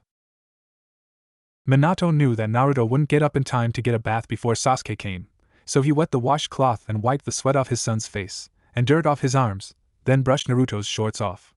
Minato sighed that was as good as he was going to get without a bath. But Minato couldn't help but to smile as he looked at his sleeping son, 6 years old, and he has already mastered my Rasengan in one day, no one morning. Minato thought. Then turned around. It was almost lunchtime and Sasuke would be here soon. An hour later Minato had just put ramen ready to eat on the table, when he heard a knock at the door. Come on in, Sasuke. Minato called to the door. Sasuke walked it to see Naruto sleeping on the couch. He stopped near Naruto and called out to where he heard Minato yell from hello? Minato walk and then hey Sasuke, lunch is ready, don't worry about Naruto, he is just a bit tired. Sasuke noticed Naruto's nose twitching. Minato saw Sasuke looking and followed his eyes smirking when he heard Naruto mumble ramen. Sasuke almost laughed at that, almost Uchihas don't laugh after all. Naruto got up zombie style passing them both, seeming to not notice them with his eyes still closed and followed his nose to the kitchen. Minato and Sasuke just stared at him as he began eating like that. Sasuke watched. Is he still sleeping? He asked Minato. I don't know. Minato replied, still staring at Naruto. And they say I'm a ramen nut. Minato added after a second. At the word ramen though, Naruto opened his eyes, with his chopsticks still full of ramen. How'd I get here? Naruto looked around for a moment, saw the ramen in front of him, shrugged and resumed eating. Minato and Sasuke both deadpanned, deciding not to think about it though they started eating their lunch too. After lunch Sasuke and Naruto spent the rest of the day playing inside because Minato didn't want Naruto overdoing himself again today. Soon though Sasuke noticed the bandages on Naruto's hands. What did you do to your hands, Naruto? Sasuke asked, looking at the bandages. Naruto looked down at his hands and smiled, knowing his father had worried enough to clean his wounds and patch him up. He even noticed he wasn't as dirty. Dad was teaching me a new jutsu and my chakra burned my hands. Naruto told him with a smirk. Sasuke was a little jealous that Naruto and his father were so close but was curious too. Really, what he teach you? I learned a fire jutsu from my father. Sasuke replied. He taught me his Rasengan, he made it. It took a while but I mastered it, and it's really cool. What kind of fire jutsu? Naruto asked. Fireball jutsu, Gakkaku no Jutsu, great fireball technique. Father said it's a symbol of our clan's pride, and that an Uchiha is considered an adult when they master it. Sasuke said, looking proud. Naruto smirked at him. How about we go out, and I'll show you Rasengan, and you can show me your fireball jutsu. Sasuke got up. Okay. And they headed for the door. Where do you two think you're going? Minato asked, leaning in the doorway. I just want to show Sasuke Rasengan, Dad, and Sasuke learned this really cool fireball jutsu. Naruto looked up at his dad, almost pleading. Minato sighed, fine, but I'm coming too. I doubt Sasuke wants to carry you home if you pass out. They headed out the door to the nearby lake. Minato didn't want a forest fire. Sasuke ran to the end of the pier, did some hand signs and blew out a huge ball of fire. Naruto had seen it a million times, mostly from Sasuke. But acted surprised. That's really cool, Sasuke. Come on, I'll show you mine. That's why Naruto suggested going out in the first place. He wanted to show off. Naruto made sure Sasuke could see as he rammed his one-handed Rasengan through another unfortunate tree. Sasuke thought it was awesome. Wow, you went right through that tree, Naruto. Sasuke said, excited. Well done, Naruto, I still can't believe you mastered that in just a few hours. Minato turned to Sasuke. You both have mastered jutsu that your classmates don't know now, and good ones. Minato praised the boys. Sasuke wished he got praise like that from his father, but he thanked Minato anyway. While Naruto just grinned and cheered. Later that night, Sasuke was sleeping over and they had gone to bed about 2 hours ago. Naruto got up quietly. He had been talking to Kyuubi inside his mindscape for a while now about the chakra clone, and they both agreed that it would be his clone, but it would look like a fox, so it would be less likely to be attacked. Naruto walked to the other side of the room and thought of what he wanted his clone to look like, and started carefully making his chakra more dense than normal, then with Kyuubi's help mixed the fox's chakra with his own. He whispered the name of his new jutsu, Kage Kitsune Bushin Jutsu. When the smoke cleared, a golden fox with big blue eyes appeared in front of Naruto. Please tell me you can talk. Naruto whispered, hoping the jutsu hadn't woken up Sasuke. The golden fox looked up and smirked. How the fox could smirk? Well, Naruto figured some things are better left secret. Of course I can talk. I am your clone. The fox whispered back.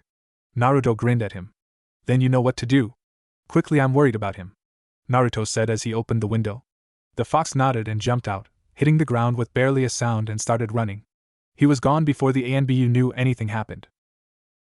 Naruto turned around heading back to bed when he saw Sasuke sitting up looking at him. What was that about? Sasuke asked. Naruto didn't want to lie to his best friend, so he settled for vague. I was just sending a message to a friend, he answered. Who? Sasuke was just curious now, not suspicious. Gaara, but don't tell, he is a secret. Naruto answered truthfully, giving Sasuke Gaara's name won't cause too many problems, I hope. Okay. Sasuke didn't ask any more questions and they soon fell asleep. Naruto woke up the next day, and Sasuke was already getting up. They ate breakfast and Naruto talked Sasuke into training together, not that he needed much prompting. Minato had been called to deal with some stupid dispute about some genin refusing to go and find the fire daimyo's wife's damn cat Tora again. To be honest, he'd complained too, but this was his day off, so Minato was a bit irked. Anyway, Naruto and Sasuke went without him. They had trained together, without supervision before. Well, except for the ANBU who were constantly watching Naruto, those ANBU. I have to sneak away anytime I want to do some real training. Troublesome, damn, I'm starting to sound like Shika. Naruto thought. Naruto and Sasuke were sparing as usual. It was the favorite part of training for both of them. Plus, most of the other training they didn't need a partner. Naruto never went all out on Sasuke, but he always made it a pretty even fight. After learning Rasengan the other day again though, he wanted to finish it, wind element and all. So Naruto snuck away from the ANBU watching, leaving Sasuke with a slightly more powerful clone than usual so it wouldn't pop if it got hit. Naruto reached his destination quickly. It was the river where Jiraiya taught him water walking in his first life. He smiled when he got there. It was the same as the first time he saw it. He could almost imagine Jiraiya sitting by the bushes peeping on the girls in the water as he trained. Naruto shook his head. He came here for a reason, and if his dad came to check on him before he got back and realized he ditched his ANBU, again he'd be in trouble. Starting his training, Naruto made 500 clones. His reserves were growing fast, and had them all grab a leaf from one of the trees around them. Then they began to try and cut them with wind chakra. After an hour, Naruto had half his clones dispel. What was left of the clones started cutting leaves a minute after that. He had to get back soon now though, so he dispelled the rest of his clones after about 10 more minutes. Before he dispelled the clones though, they had finished mastering the leaf cutting exercise. He was learning it even faster than the first time because he already knew what to do. He just had to let his young body feel it out. Naruto knew he had to go back now, but he still had a lot of chakra. So he made as many clones as he could at once, which happened to be 500, and had them all position themselves around the waterfall. When there were too many, they would climb up the wall beside the waterfall with chakra above the other clones. Then they all began trying to cut the waterfall in half with wind chakra. Naruto instructed half of them to dispel after 2 hours so the others would learn faster, as he left. Naruto got back and slipped back into the spar with Sasuke, his entrance being masked by his clones. Just in time too, Naruto thought as he saw his father coming. Scene change. The fox clone ran all night, and kept running for 2 days, only resting a few hours when it became too tired. When the fox clone arrived in front of Suna, he realized it probably would be the best idea to go through the front gates. Lucky for him, Gaara had once shown him a secret underground way into Suna he had found as a child. He slipped in unnoticed, but he didn't want to just run around the whole village looking for Gaara. So where to start? Well, it's late afternoon, and there's no academy today in Konoha, so I don't think Suna would have him in school right now either. The place I went when I was around 6 years old in my first life, when there was nothing I had to do, was go to the playground. So I'll check there first. Sure enough, the third playground that fox Naruto came across, he smelled Gaara. He followed the scent and found Gaara sitting alone on a swing, holding a teddy bear and the kanji for love already on his young forehead. Naruto knew what that meant. Gaara's uncle had already betrayed him and Gaara had already killed. Fox Naruto felt a sharp pain in his stomach that he knew the original Naruto felt too, at seeing his friend with that look like he was empty and alone. That darkness Naruto had been trapped in once in the last life, and he would never forget how painful it was to be alone. Not this time. The fox Naruto thought. He won't be alone. Fox Naruto started toward Gaara slowly. Everyone kept their distance from Gaara though, so no one even noticed him approaching the Jinchuriki. Gaara looked up at him when he was about 10 feet away. They were in the shadows, no one could really see them now unless they were willing to come closer to Gaara. Which they weren't. Fox Naruto raised his head when Gaara looked at him, trying to look non-threatening. Gaara got off the swing but didn't look scared as most children would to see a huge fox watching them. Not that he knew by now his sand would protect him. Gaara's face was impassive but slightly curious too. He walked halfway to the fox Naruto and knelt down. Fox Naruto walked the rest of the way to his friend and licked the hand Gaara had held out to him. Gaara smiled slightly and petted him. Hey, your eyes look like mine, do you want to be my friend? Gaara asked the fox, still looking into his eyes. Fox Naruto almost broke. His friend, despite what his uncle did, still had innocence. Fox Naruto nodded his head. Gaara looked surprised that he answered, do you understand me? Fox Naruto spoke this time. Yes, Gaara. I am a clone. My original sent me to check on you and be your friend. Gaara blinked. A few seconds passed as it looked like Gaara was thinking. Then, you'll be my friend? Gaara asked. The fox nodded. Who is your original? Why did he send you? Gaara questioned the fox as he sat on his hunches. My original's name is Naruto Uzumaki Namikaze, but you must tell no one. He has risked a great deal to even send me to you. He did this because he is like you, Gaara. He is the Jinchuriki of the Kyuubi no Kitsune. Gaara's eyes were wide. You mean he is a monster too? There is someone else like me? Gaara sounded hopeful now. That's why your eyes look like mine. The fox Naruto, though, closed his eyes tight. Gaara, you are not a monster, and neither is he. But he is like you, we are the original, and you are the same age. He knew of you and wanted you to not be alone. He knows what that's like. Gaara broke at that. His face was still blank, but his eyes were a little wider, and then tears overflowed and spilled out his eyes. He made no move to wipe them away or even seem to acknowledge that they were even there. When Fox Naruto saw that, he came around beside Gaara and nuzzled his head into Gaara's chest. He may have been a Naruto clone, but he was still a fox, and it was an instinctual reaction to comfort his friend. He thought it was a little weird after he did it, but Gaara latched onto him and started crying into his fur. So he didn't really care. He stayed with Gaara and let him cry into his fur till it was getting dark. Gaara had calmed down but was still holding on to Fox Naruto's fur. Gaara, it's getting late, we should get you home. Fox Naruto said. You'll come too? Gaara sniffed. The fox's eyes softened. Yes, Gaara, I'll stay with you, but Gaara, I can only be here for about 1 to 2 days. It was supposed to be 1, but I got here quick. The fox said softly. Gaara looked scared. You're gonna leave me? He looked like he would cry again. No, Gaara, I will never really leave you. I will always be your friend. But I am a clone. I will not last forever. When I dispel, my memories will go to the original. I am him just as much as he is me. Gaara still looked ready to cry.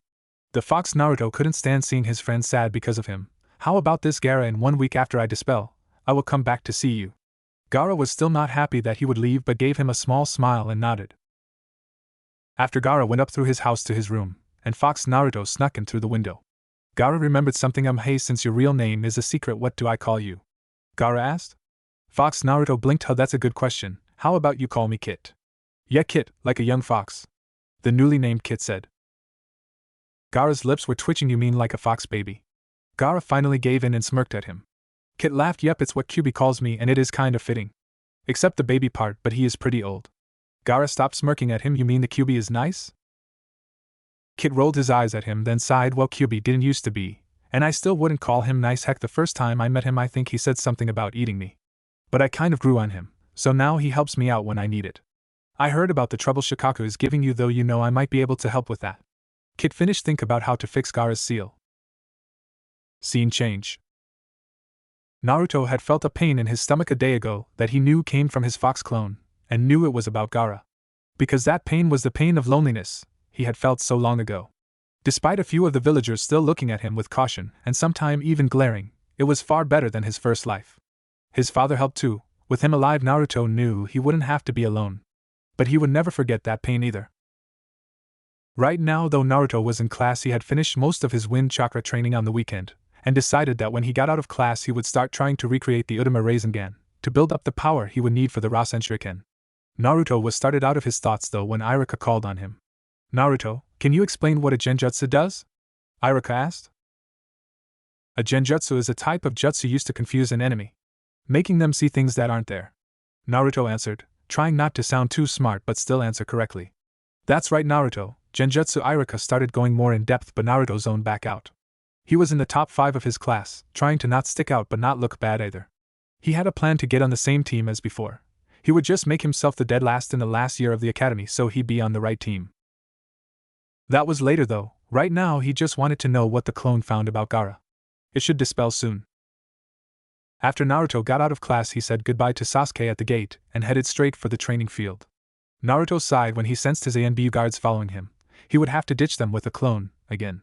When Naruto got to the training grounds, he made a bunch of clones to train lightly, so while the guards watched his clones, he slipped away.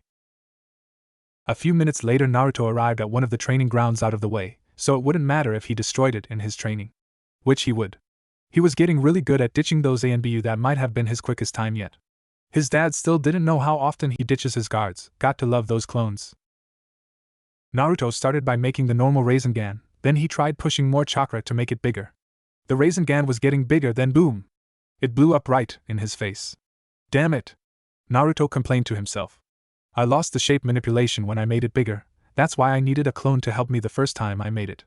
I'll just master it with a clone again first, then I'll try one-handed. With that plan, Naruto made 400 clones and got to work. There were explosions going off every few seconds for the next 3 hours before finally a pair of the clone made a perfect Udama Rasengan. Naruto saw it and smiled at the crater it made as those 2 clones used it. He dispelled all the clones, gaining their experience. After a moment of letting the information settle in his head, Naruto recreated the 400 clones and set them back to work using only their own hands, so he would not need a clone to help make it.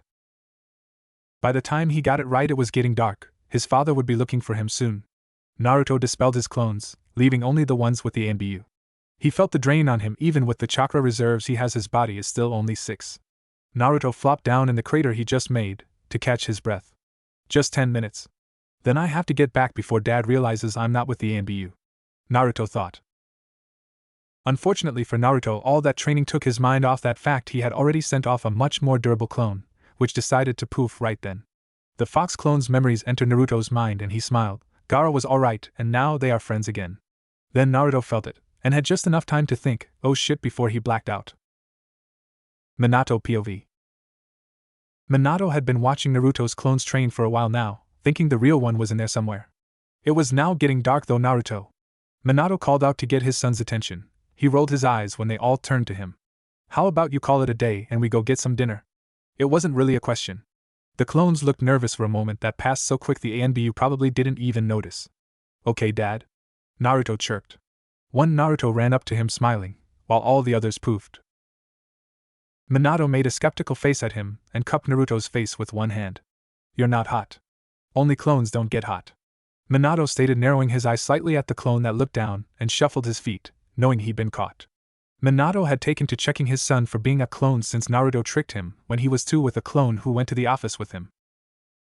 Kneeling down to the clone, Minato put his hands on the clone's shoulders and asked quietly, where is the real Naruto? Trying to be calm as he started to worry. The clone looked up, wondering what to do. If the original was in trouble, he needed to tell his father, but if he wasn't, he'd be in trouble. Scratch that, he was already in trouble the moment he was caught. The clone sighed. Follow me, he said, and jumped into the trees, heading to where he knew the original had gone. They arrived there in minutes. He should be somewhere around here, the clone informed Minato just before he poofed. Minato didn't have to look long before he found a clearing littered with craters. He was really starting to worry now. He scanned the craters and soon spotted a mop of blonde hair in the biggest one. He flashed over to his son across the clearing in less than a second. Minato kneeled down, checking Naruto over. There was no blood or bruises, but he sensed Naruto was very low on chakra. Not enough to endanger his life, but definitely enough to knock him out for a few days. Minato went to pick Naruto up and noticed the chakra burns on his son's hands. They were worse than when he learned Rasengan. Minato shut his eyes tight, realizing it was at least partly his fault, and let his breath out in a small huff. After picking Naruto up carefully, Minato looked back as he was leaving the training grounds with his small son sleeping on his shoulder. Just what was he doing here? How did he do it? And why did he have to ditch his guards again? Minato thought as he looked at the craters again. Naruto POV. Naruto woke up to his whole body feeling sore and didn't move. He hadn't worked that hard since he came back in time. He was getting lazy in such a peaceful place, but he knew that peace wouldn't last for long if he did nothing. Naruto sighed softly, and then, still noticing someone was with him. He relaxed though when he recognized the scent and opened his eyes to see his father. His dad had his head resting on his folded arms and was leaning on the side of the bed he was in. Naruto felt a pang of guilt seeing how worried he made his father. Dismissing the fact he was in a hospital for the moment, Naruto reached over and put his hand softly in his father's hair, trying not to wake him. I'm sorry, Dad, Naruto whispered quietly as he ran his hand through his dad's hair, which was identical to his own. Minato shifted as Naruto rested his newly bandaged hand on top of his father's own hand. Minato looked up sleepily at his son and realized he was finally awake. Naruto, you're awake, Minato said quietly as he sat onto Naruto's bed and leaned over him. Minato hugged Naruto softly, being extra careful of him, and then kissed his forehead. You had me worried, Naruto. Minato said as he ran his hand through Naruto's hair. Naruto leaned into the touch. In his last life he didn't have a parent to show him affection like this, and he loved how it felt. It made him feel protected. Gomenasai, Dad, I didn't want you to worry, Naruto whispered looking down. Minato sighed. What were you doing out there, that you thought you needed to ditch your guards? You know they're there to protect you. Minato asked, still too relieved that he was okay to be mad. Naruto sighed. I know, but I was trying to make Rasengan better. And I didn't want them watching me. Naruto still couldn't lie to him. Trick, yes, outright lie, no. Minato blinked, then blinked again. That wasn't really what he was expecting. He saw the chakra burn, so he thought Naruto could have been practicing it, but then he saw all the craters. Even then, though, he still didn't think his 6-year-old son was trying to improve his jutsu. Naruto, I saw the area where you were training. What did you do to it? Minato asked, almost in awe. Naruto smiled up at him and replied childishly, I made it bigger. Then, completely obliterating the serious atmosphere, he gave Minato the cheesiest grin. It's called Udama Rasengan. Naruto finished, putting 2 bandaged fingers up in AV sign.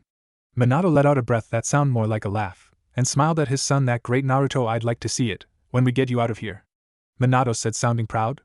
Then Minato's voice changed to upset, but if you don't stop ditching your ANBU guards you will never leave my side again.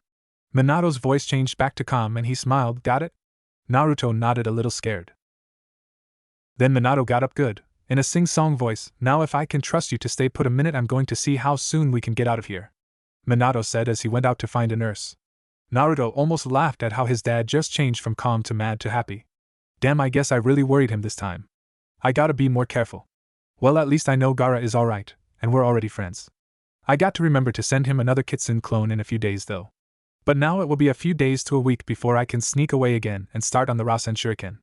I don't know why I bother though. I can't use it without breaking every bone, muscle, and cell in half my arm without Sage Mode. I might have an idea about that, Kit. You just need the toad to knock the natural energy out of you when you get too much, right? That's right, if I can't knock it out in time I'll turn into a toad statue. Alright, well, have you tried summoning the toads yet? No, but I haven't technically signed the contract yet. I didn't think it would work.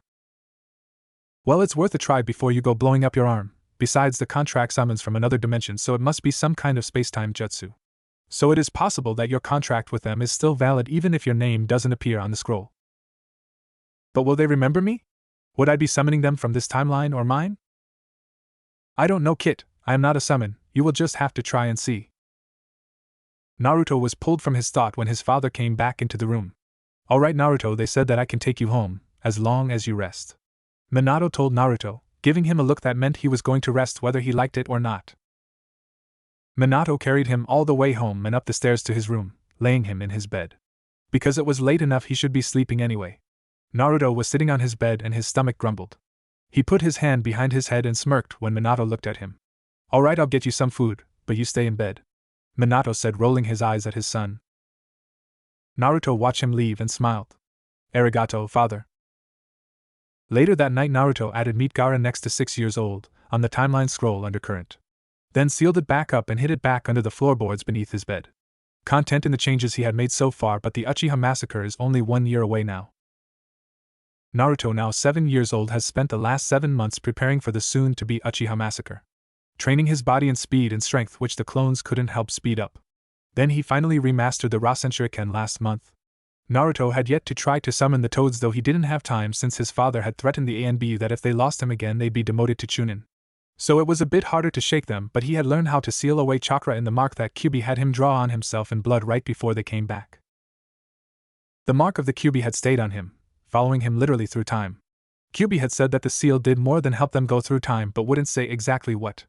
Which did annoy Naruto, but since the fox wasn't spilling and nothing bad had happened yet, he filed it away for later.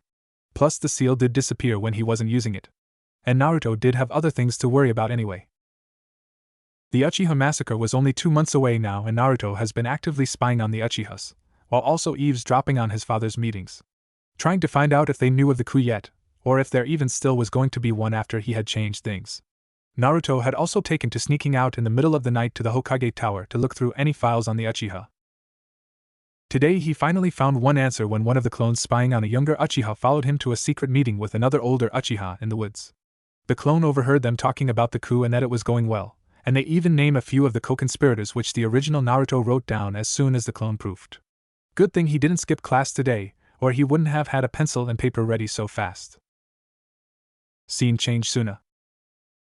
Gaara and Kit were just outside Suna playing with a ball. They were outside Suna so no one would see them.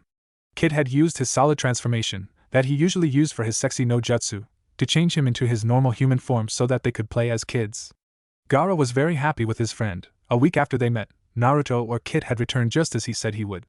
After that he would only come once a month because it was so far in between Suna and Konoha, which Gaara learned that was where Naruto lived, and that way they were less likely to be caught. They were playing catch right now, but Naruto wanted to make it more interesting. Hey Gaara, how about we make this a little more fun? Naruto asked, waiting excited to switch up the game's rules.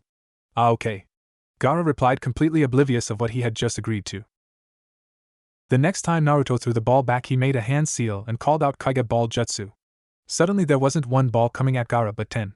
Gaara reacted instantly, not wanting to drop the balls and lose. His sand shot out and caught them all. He smirked at Naruto under his sand that caught all the balls, and saw Naruto grinning back at him, so he threw them all back.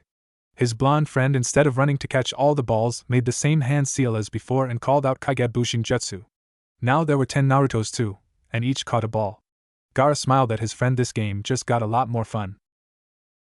By the time they were done, they had been running around for hours chasing balls going in every direction with clones, sand, small jutsu, and even themselves. Never had so many balls been kept in the air so long by just 2 kids. They were now laying down on the ground upside down from each other, panting. After a few moments Gaara spoke. Naruto will be friends forever, right? He could use Naruto's name when they were outside Suna where no one could hear. Of course Gaara, we will always be friends. I think even before we met we were always meant to be friends.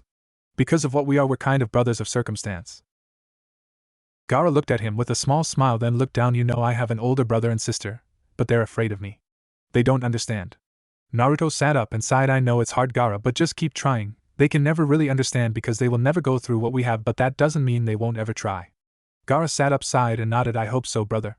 Gaara had a small sheepish smile on his face when he looked up at Naruto. When Naruto heard the word brother, he looked at Gaara and gave him a real smile that he showed few people. Me too, brother. Scene change. Konoha. 1 month and 2 weeks later. It was late, but Naruto was still up going over what he would have to do. Right now he was preparing seals that would be useful if he got in over his head. Which he always did. He had stored about 2 taels worth of his own chakra in the last couple months in the QB seal, and had level 5 gravity seals on him that he could release if needed. Naruto found that his father did know about the impending coup and was having Itachi as an inside spy along with some ANBU investigating the Uchihas to find out who was in on the coup and those that weren't. The plan was to raid the compound, once they got the inside information, and arrest the ones in on the coup. If all went according to plan, Naruto wouldn't have to do much. But then, since when was he that lucky? He may have been said to have had the devil's luck in the future, but that was with gambling or things of chance. It's not like that luck ever stopped people from trying to kill or capture him. But he supposed that was why it was called the devil's luck. Done, Naruto thought. As that night Naruto finished all the preparations he could think of. Now all he had to do for the next 2 weeks was keep storing as much chakra as he could while not putting himself in danger, and keep training his body. 2 weeks wasn't enough time to do much else, but he was putting the finishing touches on the seal he made for Gaara. It was modeled after his own, but with a few tweaks to be able to be put on top of the seal Gaara already has. Plus the seal will filter the Shikaku's chakra into Gaara's better, and keep Shikaku out of Gaara's head, unless Gaara wanted to speak with him. While the seal still let Gaara access the Bijuu's power, that was tricky. Naruto was very happy with the seal he made, and checked it over at least 3 times after he was done because it was going on his friend. Sealing was like an art though to Naruto, and he was a natural at it with his creativity. 1 week later. Naruto and Sasuke were sparring together in the Uchiha training grounds, using only taijutsu. They were pretty even, but Sasuke had more speed and Naruto had more power. Just like always. While Naruto actually had to try because even though he knew more their bodies were at the same level, this was the first time in months his mind could relax. Just letting his body flow through the motions, block, duck, sweep, dodge, counter, and always keep moving. It was easy just letting every worry go until there was only the fight, and not even having to fight for survival. Just to fight for fun and to become strong with his friend. They sparred for hours, finally taking a break when Itachi found them. Sasuke, dinner is ready. Naruto, you as always are welcome to join. Itachi told them. They stopped their training and yelled coming. Then followed Itachi to the house for dinner. Damn it!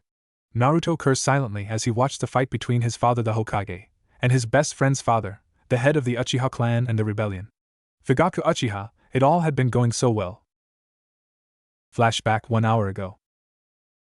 Some ANBU showed up at the Uchiha compound asking a few to come with them for some debriefing. The Uchihas were going peacefully. They were going to be questioned at the IT department. Naruto had been watching out of sight the whole day, sending a Kaige Bushin to replace himself at the academy. Everything was going perfect, then some of the Uchihas started fighting back, refusing to go with the ANBU.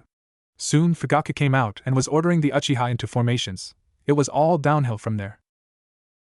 Flashback end. Naruto was watching all the battles around him while focusing on the fight his father was in. His father looked to be doing fine, so he was about to transform into an anonymous ANBU and help the others fighting when he heard Sasuke. "Father?" Sasuke shouted across the noise of the fighting. Sasuke was very confused why his father was fighting the Hokage, and why all the Uchiha were fighting ANBU and other Konoha ninjas. But he knew it had to stop. He could see this wasn't some spar, and to attack the Hokage outside of one was considered treason. Sasuke ran towards his father, ignoring all the battles around him, as Naruto watched him closely, ready to help him if something happened. Fugaku saw Sasuke coming and separated from Minato. The Yandere stopped too, seeing a child in the way. Fugaku never took his eyes off Minato but spoke to Sasuke. "Sasuke, get out of here now," he commanded. Sasuke would normally not question his father, but this was his home. He had to know what's going on, father. Sasuke almost pleaded to know. Fugaku was silent. "Yes, Fugaku, why don't you tell your son what you've done?" Minato cut in. Sasuke looked at the Hokage, then back to his father, waiting for an answer.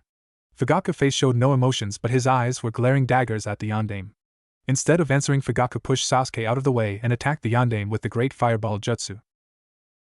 Minato jumped to the side out of the way as Fugaku ran right behind the fireball, throwing kunai at the Hokage, not letting up for a moment. Sasuke just sat where he had been, pushed on the ground, stunned, as his eyes took in the destruction around him. He hardly felt the hand on his shoulder and slowly turned to see a familiar face. "Naruto?" Sasuke looked at him, confused why he was there. Naruto just looked down at him sadly. For a moment he looked very old. "Come on, Sasuke, let's get back." Naruto pulled Sasuke up by his arm and walked him back to where he had been hiding.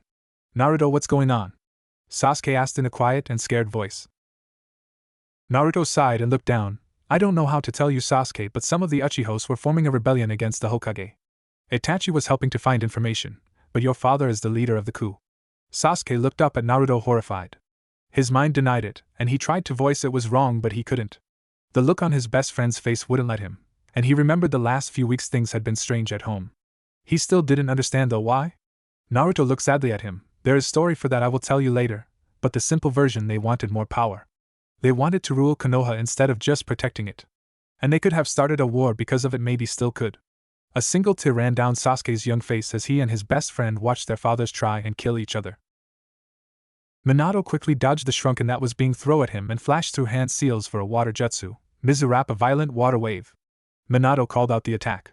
The powerful stream of water hit Fugaku fully, throwing him back into one of the walls and soaking him through. As Fugaku was being thrown back by the jet stream, he saw something that would give him an advantage. The Yandere watched as his opponent seemed to be running away from him. It wasn't the first time it had happened, but Fugaku was not the type to run away. Something was wrong. Then he saw where Fugaku was going and his mind froze even as he started running.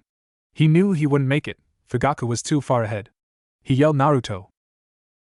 Sasuke was staring at the ground trying to understand, and Naruto had turned from the fight to watch Sasuke for just a few seconds when he heard his father scream.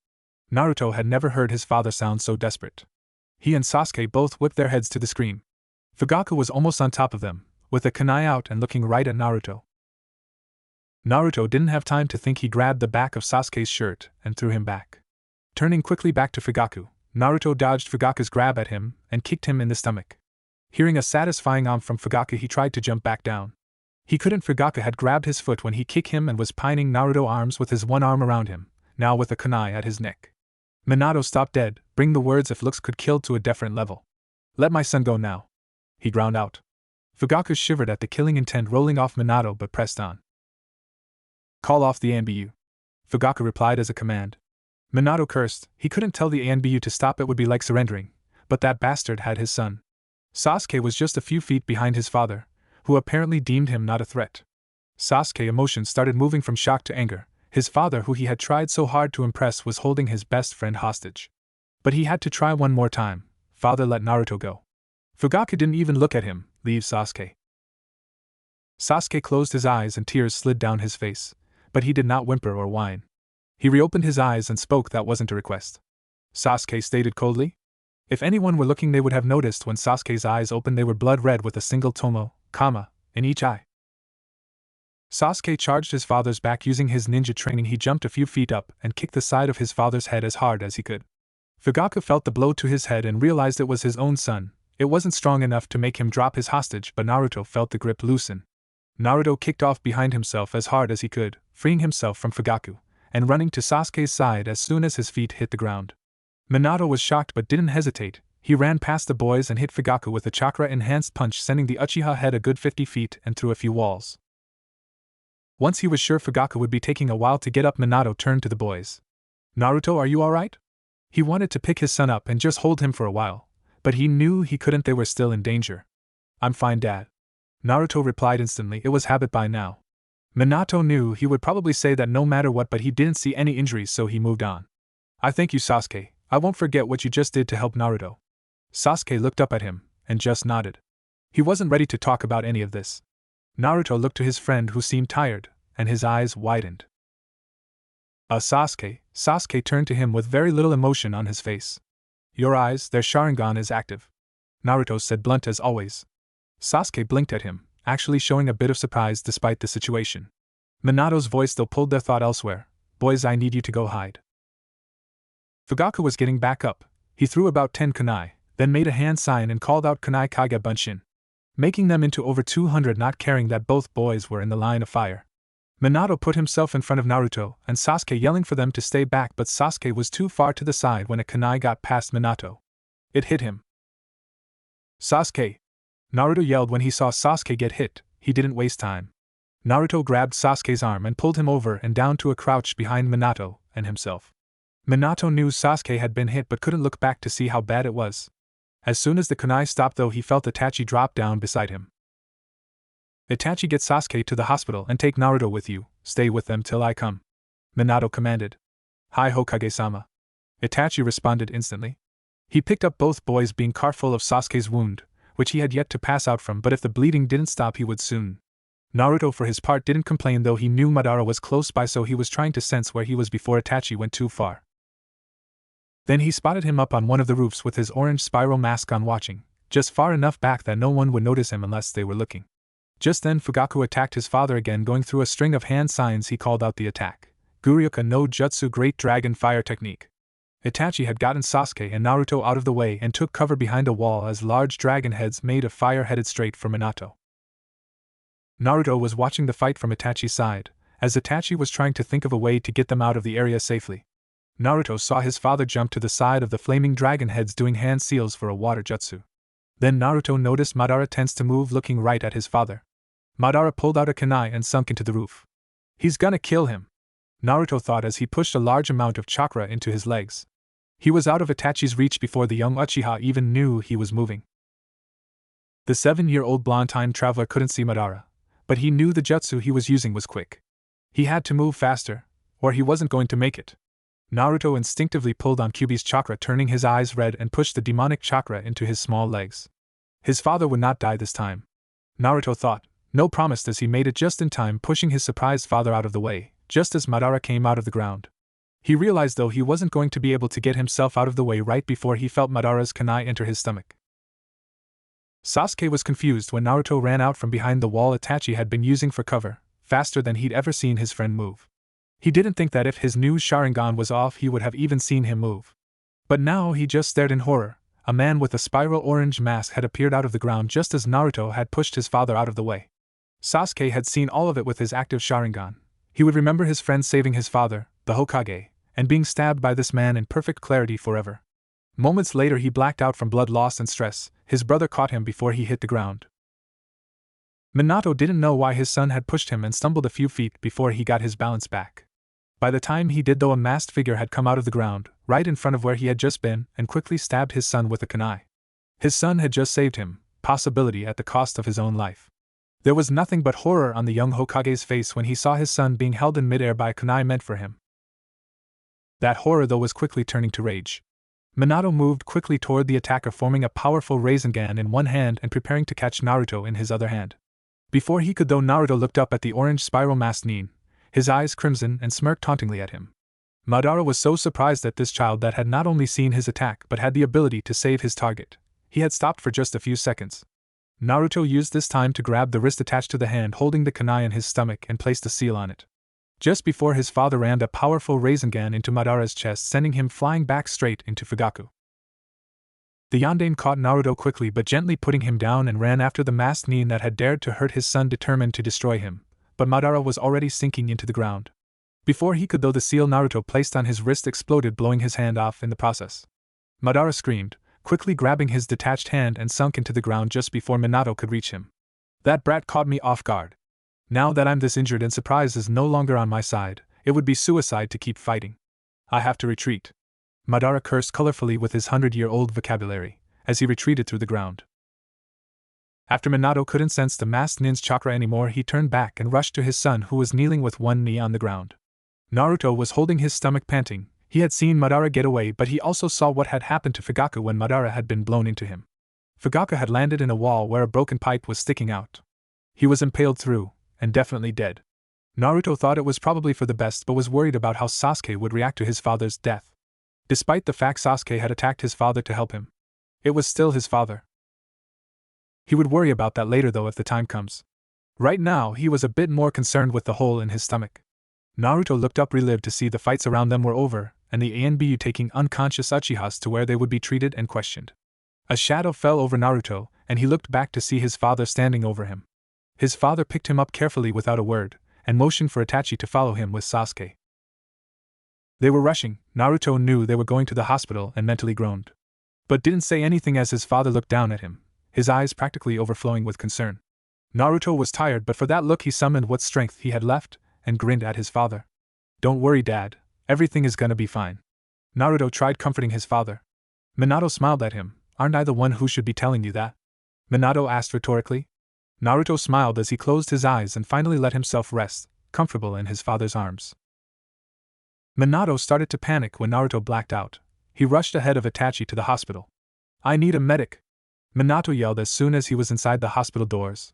A young medic rushed to him. Seeing the injury, he yelled for someone to get a bed and prep for surgery. By that time, Itachi had run in with Sasuke asking for a doctor.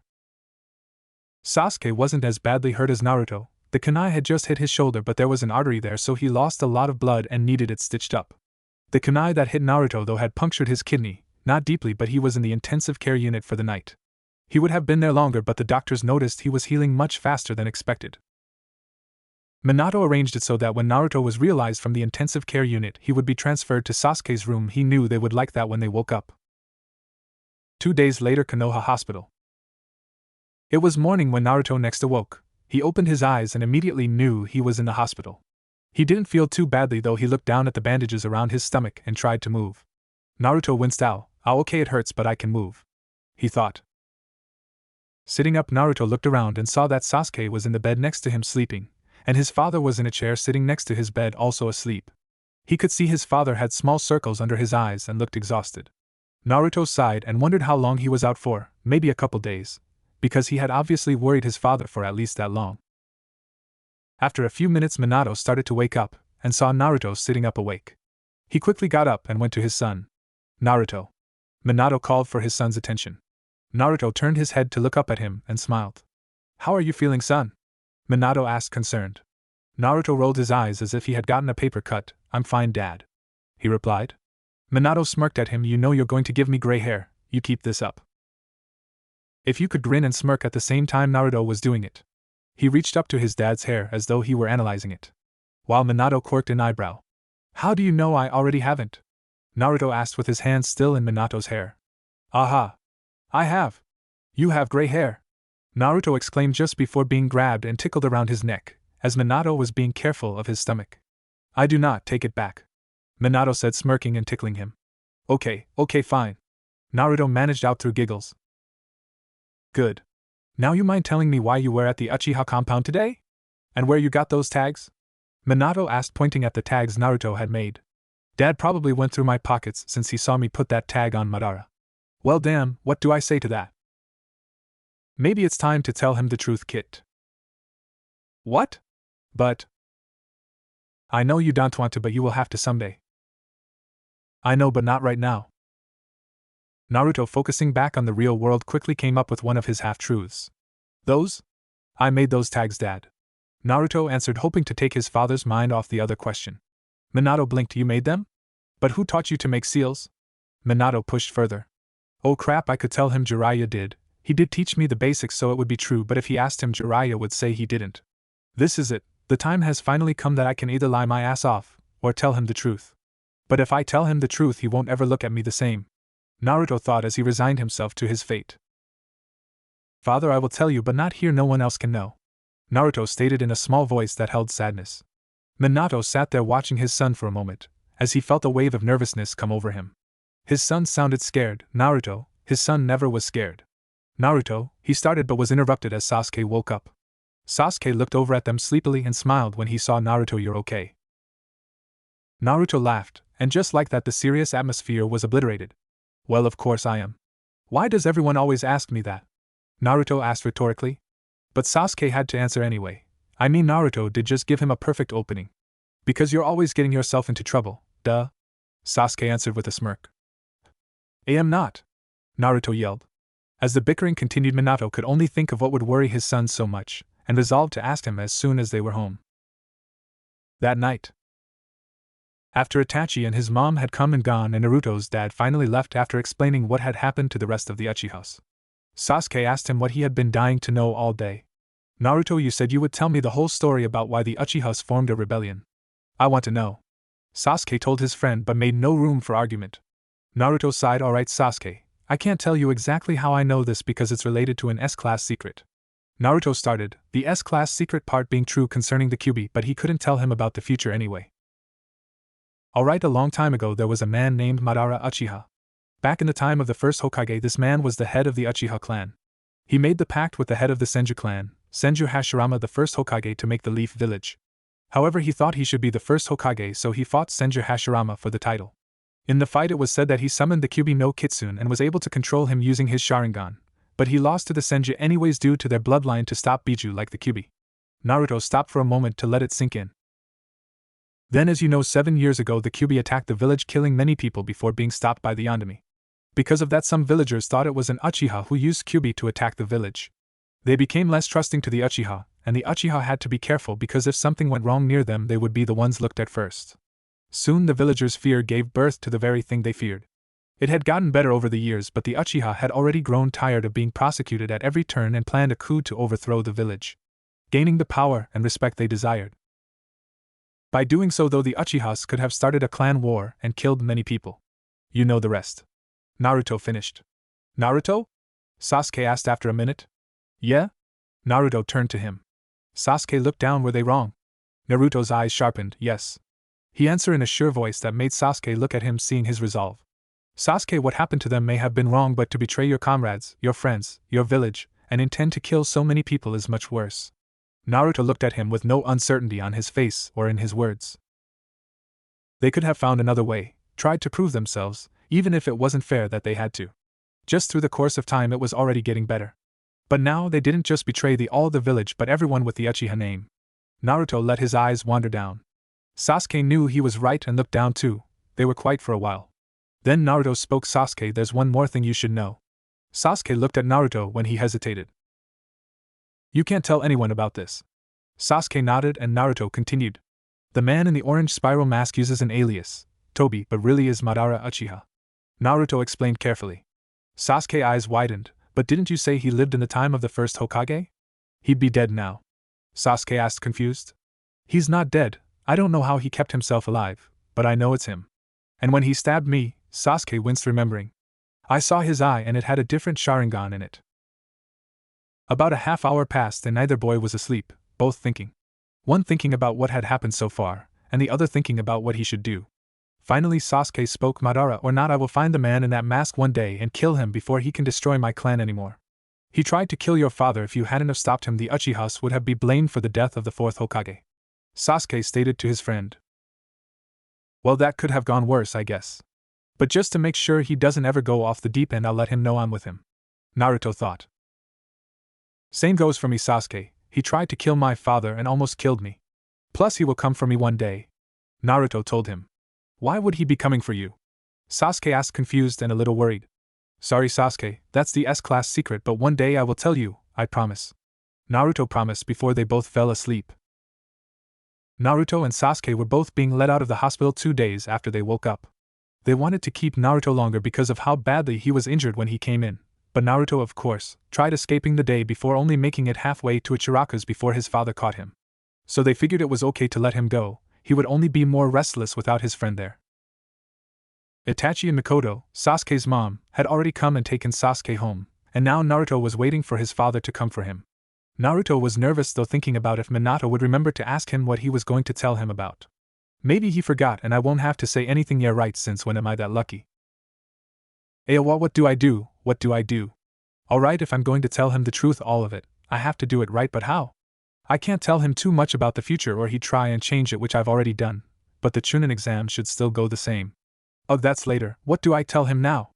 Naruto's mental ramblings were interrupted when the door opened, and in walked the very person he was thinking about, his father. Minato was walking home the old-fashioned way with Naruto in his arms. They got home and Minato carried Naruto inside to the couch. They hadn't said much on the way home.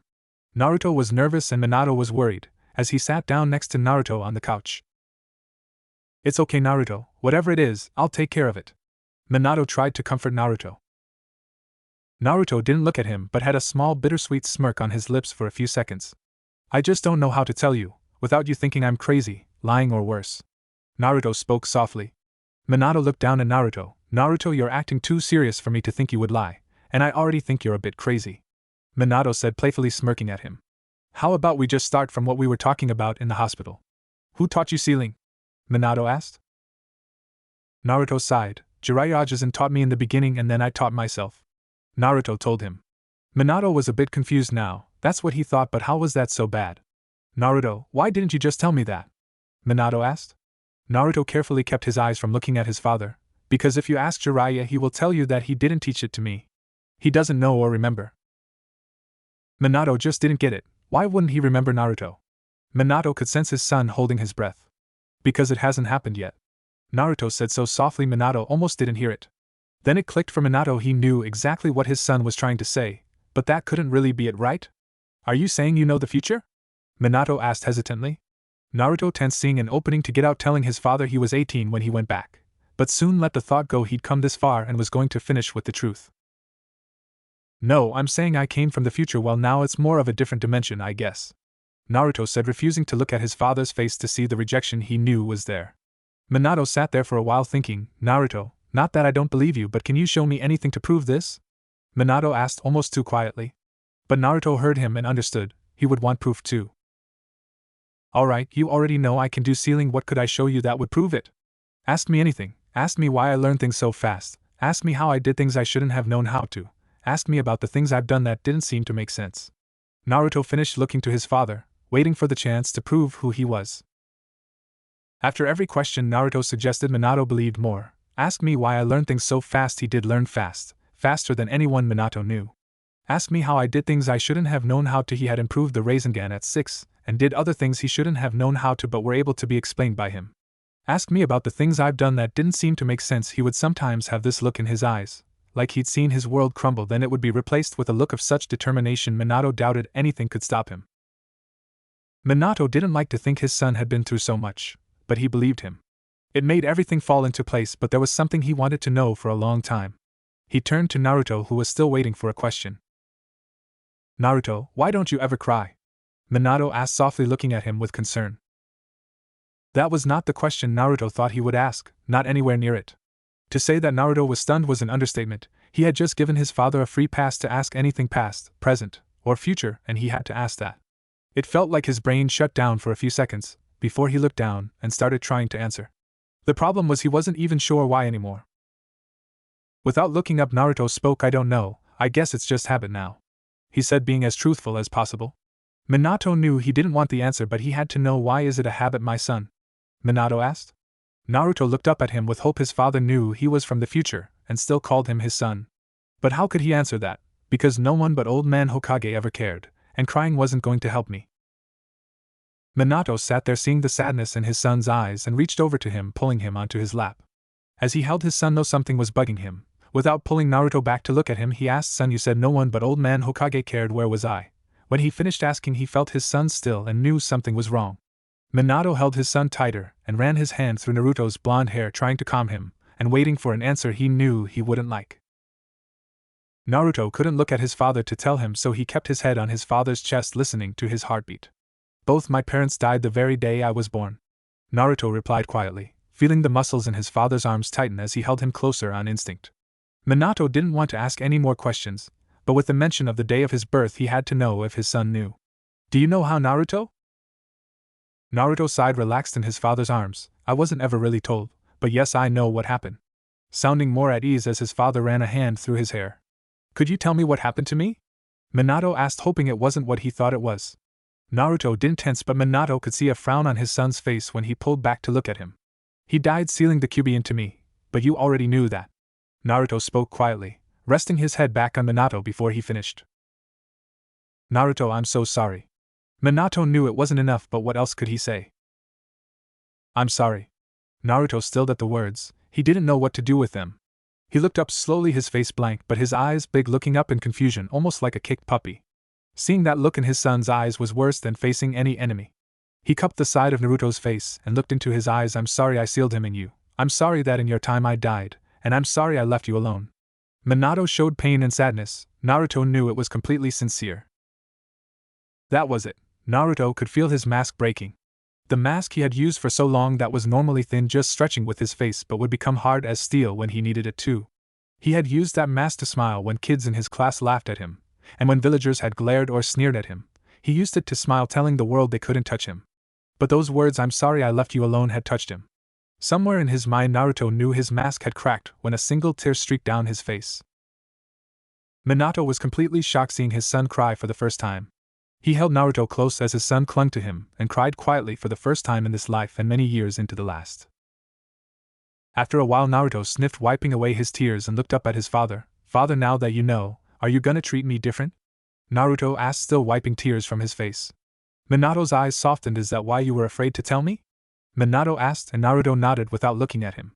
Minato put his hand in his son's hair, and Naruto turned to him. Naruto, whatever life you had before, in this life you are 7 years old, you are my son and I will treat you as such always. Naruto jumped up as best he could, sitting, and hugged him tightly. Naruto can't breathe. Minato gasped out. Naruto let go and laughed, putting his hand behind his head. Minato just smirked, seeing the happy Naruto back. Alright, let's get some dinner, and you can tell me more about this, okay? Minato asked, getting a smile and a nod from Naruto. As they walked to the kitchen, Naruto spoke up. Hey Dad, there might be something I could show you that could prove I'm from the future. Naruto told him. I already believe you, but what did you have in mind? 2 things, but I'll keep them a surprise. Naruto grinned. Tomorrow I'll show you, but we'll need a lot of open space. Naruto stated, thinking. Minato was now sure this would end with a bang, but was curious. Okay, I'll take off work early and pick you up at the academy. Minato smirked and ruffled Naruto's hair. Why do I feel like I should warn someone to take cover? Minato thought as they started making food. They spent most of the night talking about the future, and what Naruto had been changing in his new life. The next day Naruto awoke in his bed with his head resting on his dad. They had been talking all night about the future, what time Naruto came back to, what happened, and why. Then they moved on to other things like Naruto's childhood, and the beginning of his ninja career. Minato didn't know, but Naruto left a lot out from his younger years. Like Naruto told him, he lived in his own apartment at the age of 4, but didn't tell him it was because the orphanage kicked him out. He also left out how the villager hated him, he was always alone, and that he hadn't even met Jiraiya till he was almost 13 years old. Naruto felt a little bad about keeping these things from his father, but didn't want him angry at the village, especially not Jiraiya. Even though he left him alone for so long, he came back, and Naruto considered him one of his most precious people. Naruto sat up slowly, trying to not wake his dad and rubbing the sleep from his eyes. He smiled seeing his father sleeping next to him, and then looked at the clock. 9 o'clock. I'm gonna be late, Naruto thought, and was fully awake, running around his room like a crazy person, literally running up the walls in panic looking for his things for the academy. Minato woke up startled at the sound of a crash. Jumping up to see what happened, he had to bite back a laugh at seeing his son under a mountain of stuffed frogs, foxes, and clothes. He was unsuccessful though, and started laughing outright when Naruto finally had dug himself to the top. Naruto noticed and glared up at his father, which didn't give off the effect he wanted since there was still a blue frog on his head. So Minato was still snickering at him when he said, "What are you laughing at? You know you're gonna be late too." Naruto pointed out to his father, which caused Minato to stop snickering and started the whole scene over again. Only this time it was Minato running around the whole house, walls and all, looking for his stuff for work. Naruto rolled his eyes at this, wondering if he had just looked that silly. Disregarding the though because he was late, Naruto snatched up his backpack and shuriken holster and ran out the door, grabbing some kind of breakfast bar on his way out, yelling "Bye, Dad," and shutting the door behind him.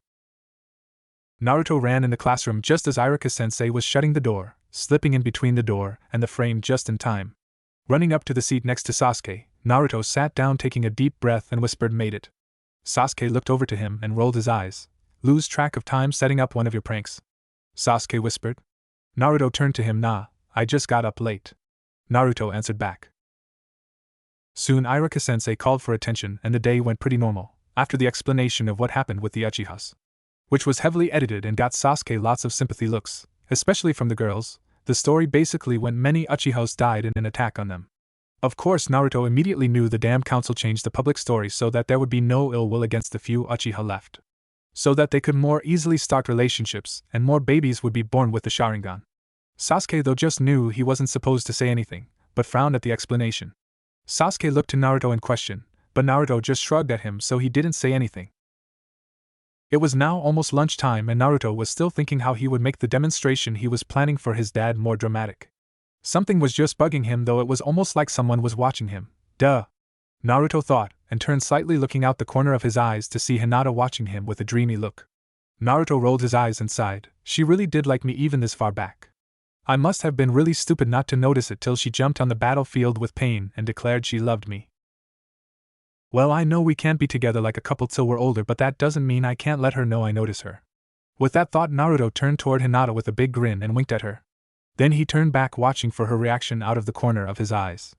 Hinata didn't disappoint. Her jaw dropped, her face turned red, she quickly closed her mouth and turned away, knowing she'd been caught. Naruto was smirking and trying not to laugh, but when he found out why she always blushed like that, he thought it was cute and would try to make her blush. The Hinata in his time had slowly built up a resistance to his tricks. He could still do it, but it was much harder. This little 7-year-old Hinata though was so easy to embarrass. Sasuke looked over to his friend and quirked an eyebrow. "Fangirl?" Sasuke asked Naruto in a whisper so their sensei wouldn't hear. Naruto shook his head. "No, that one is special," he whispered back. Once they were finally let out of class for the day, Naruto and Sasuke waited at the gate.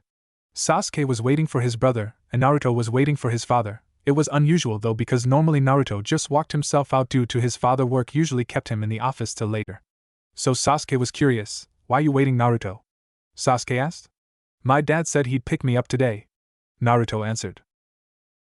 No sooner that he said it though, the boys saw a yellow flash right in front of them and Minato was there. Minato grinned at his son. "Ready?" he asked Naruto. Naruto just stared at him and said, "You snuck one of your seals on me again, didn't you?" It wasn't really said like a question, and Minato's sweat dropped. Yeah?" Now that, Minato said almost like a question at the end. Naruto rolled his eyes and sighed. "Well, at least I know he is still treating me like I'm really 7 years old," Naruto thought. He shook his head and looked up to his dad, amused. "Alright, let's go," Naruto yelled in his true 7-year-old form, as Sasuke rolled his eyes and Minato chuckled at him. Naruto led his father to the Forest of Death. It was the only place he knew no one would be likely to catch him throwing around huge amounts of chakra. His father hesitated though when he realized his son was going inside. "Naruto, are you sure you want to go in there?" Minato asked, hoping his 7-year-old time traveler wouldn't. Naruto had told him last night that part of his first and only Chunin exam was held in the forest, but from the future or not, he didn't really want his son in that forest. Naruto turned around, seeing his dad hesitate. "Don't worry, Dad, it's okay. Come on," Naruto called to him, and jumped right over the very high fence in one leap. Minato was right behind, staying close if anything happened. The first clearing they got to seemed to be far enough inside, and his dad was sticking to his side like glue, so Naruto decided it was far enough. "Okay, Dad, one of the things I wanted to show you I haven't tried since I came back, so I don't really know if it will work. But here it goes." With that said, Naruto jumped to the center of the clearing, biting his thumb and quickly going through hand signs that made his father's eye widen and jaw drop when he saw the poof of smoke as Naruto called out "Kuchios no Jutsu," and slammed his hand on the ground. When the smoke cleared, there was a small toad sitting on the ground. Naruto beamed at the little toad. "Gamakichi!" he exclaimed, excited. Gamakichi quickly looked up when he heard his name and the familiar but young voice. "Bro?" Gamakichi questioned. Now it was time for Naruto's jaw to drop. "You remember?" Naruto almost yelled as Minato was still watching the whole scene from a distance, his eyes still wide. Of course I do. Gamakichi stated, almost annoyed. Why wouldn't I? I'm short. He looked back at Naruto, who was snickering until, You're short too, Gamakichi yelled. Naruto hated being called short. Oh, I am not, Naruto stated defiantly, but Gamakichi wasn't listening. He was thinking over that last thing he remembered. When Gamakichi didn't say anything, Naruto started to get worried. Hey Kichi, you okay? Naruto asked, kneeling down to the small toad. Gamakichi snapped his head up to Naruto. Yeah, but I remember you died, at least we thought you did. But I also remember right before you summoned me I didn't know any of what happened. It's like when you summoned me I got all these memories, my memories. And I defiantly remember being different. What did you do? Gamakichi asked, half curious, half accusatory. Naruto put his hand behind his head, rubbing it nervously. Well, I kind of traveled back in time, Naruto said casually, with his eyes looking up and away from the toad. Gamakichi stared up at him suspiciously. Seriously? He questioned. Naruto sighed. Yeah.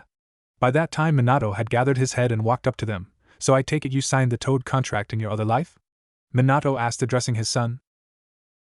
The little toad and Naruto turned to him. Yeah, this is Gamakichi. Kichi, this is my dad. Naruto introduced them as Minato nodded politely to the toad and Gamakichi went bug-eyed but nodded to Minato anyway. Kichi turned back to Naruto. Just how far did you go back, Naruto? Asked the little toad. To the beginning, Naruto answered without any hesitation. Well, my beginning, the day I was born. But how did you? Kichi started as Naruto interrupted him. Hold on Kichi, if I'm going to go through the whole story I might as well summon your dad and ma and pa too. Since you got your memories when I summoned you, they should too, Naruto told him as he was already making seals. Gamakichi just nodded, but Minato didn't know who Gamakichi's dad was. He thought he heard Jiraiya talking about ma and pa a few times but didn't ever have sage training, so didn't know them. Naruto, what are you? Was all Minato got out before the whole clearing, and then some was filled full of toad, mostly Gamabunta, along with two toads barely bigger than Gamakichi but looked much older. Minato could barely believe it. His son had just summoned the boss toad and didn't even look very drained.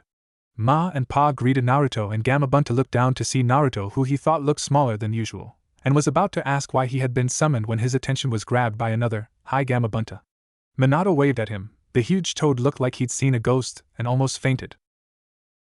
After the explanations were told of what time they were in, and how they got there, Gamabunta laughed out loud, shaking the ground. Minato and Naruto didn't know why, but they smirked just seeing it. The big toad quieted to chuckles. Only you, chuckle, Naruto would find a way to do the impossible. Gamabunta shook his head at the boy who truly deserved the title the most unpredictable ninja. Naruto beamed at the huge toad, and the other toads laughed, agreeing with him. Well, he wasn't dubbed the most unpredictable ninja for nothing. Kichi spoke up. Minato just smirked and shook his head, believing every bit. Even at only 7 years old, his son was full of surprises. Alright, it should be dinner time, Kichi, we should be getting back, the large toad told his son. Okay. Bye, Naruto, Kichi yelled, turning to Naruto before both he and Gamabunta poofed. Well, it's about time we got back too, Ma said, looking at Pa. Wait, Naruto said, stopping them. I wanted to show my dad that jutsu, but I need sage mode to throw it. So would you? Naruto was interrupted by Pa. Stick around to make sure you don't turn into a giant toad statue? Pa asked. Naruto looked at him and sweat dropped. Yeah. Minato's eyebrows furrowed at it, sounding dangerous. Minato didn't have time to say anything though before Pa smiled and told Naruto, sure, go ahead. Naruto stopped and closed his eyes, not moving. Minato was about to go and see if something was wrong when Pa Toad put his staff in front of him. He's alright. It's just taking more time because he's not done it in that body and he doesn't want to mess up. Just give him a minute, whispered the old toad. Minato frowned but nodded. As he looked up to see Naruto opening up his eyes, they were golden with horizontal pupils. The outer edges of his eyes were red, like the toad's. Naruto was smirking at him. Alright, this is Sage Mode, Dad. You might have seen Jiraiya do it before, Naruto said, and Minato nodded. Yeah, but only once. Why are you using it? Minato asked. Well, my jutsu, I haven't learned how to throw without it, and if I use it with my hand it kinda breaks everything in that hand and arm, Naruto said nervously as his father frowned. But don't worry, I can throw it now, he said, trying to break the mood. Preparing the jutsu, Naruto quickly made a clone before his father could start talking him out of it. He really wanted him to see it and show it off. So before Minato could protest, he saw a familiar ball forming in his son's hand, but then it started changing. When Minato realized what the clone was doing, his eyes became wide and he didn't think he could move. Then he heard it. It's actually buzzing with power. Minato thought as he watched his son, not improve this time but complete his original jutsu. The ball of spinning energy was getting bigger, and there now were wind blades circling around it like a moving shuriken. Minato watched as his 7-year-old son held this powerful ball of pure chakra above his head as the clones stopped adding the wind element to it and dispelled. Once the jutsu was complete in his hand, Naruto lifted it above his head, keeping his eyes on it. He looked over at his father, who looked like he had moved from his state of shock to pure awe. His father met his gaze, taking his eyes off the jutsu to see his son grinning at him childishly, with a know-it-all look. Naruto felt like the kid he was with his favorite destructive jutsu above his head. He then quickly turned away from his father to the opposite direction of Konoha and threw the giant shuriken of spiraling energy, calling out Rasen Shuriken. After Naruto had watched the destruction of his jutsu, which had left a crater showing its path far into the forest, he looked back to see his father's reaction. Naruto smiled big. His father's reaction was priceless. Minato was just standing there staring wide-eyed at the trail where the powerful jutsu Rasen Shuriken had gone. It had been a few months since the Uchiha incident, and since Minato had found out about the future. So Naruto figured it had been enough, and now it was time to liven up the town. While his father had still been treating him like a kid, like he wanted. Naruto noticed that his father was quieter, like sometimes he just didn't know what to say. So it was time to remind his father how truly childish he could be. Naruto and his class were just let out of the academy. Sasuke was waiting for his brother to pick him up as usual. There was no way he would leave by himself with those drooling fangirls watching.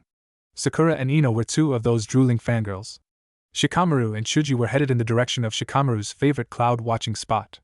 Shino had disappeared. Kiba walked through the gate and was heading home.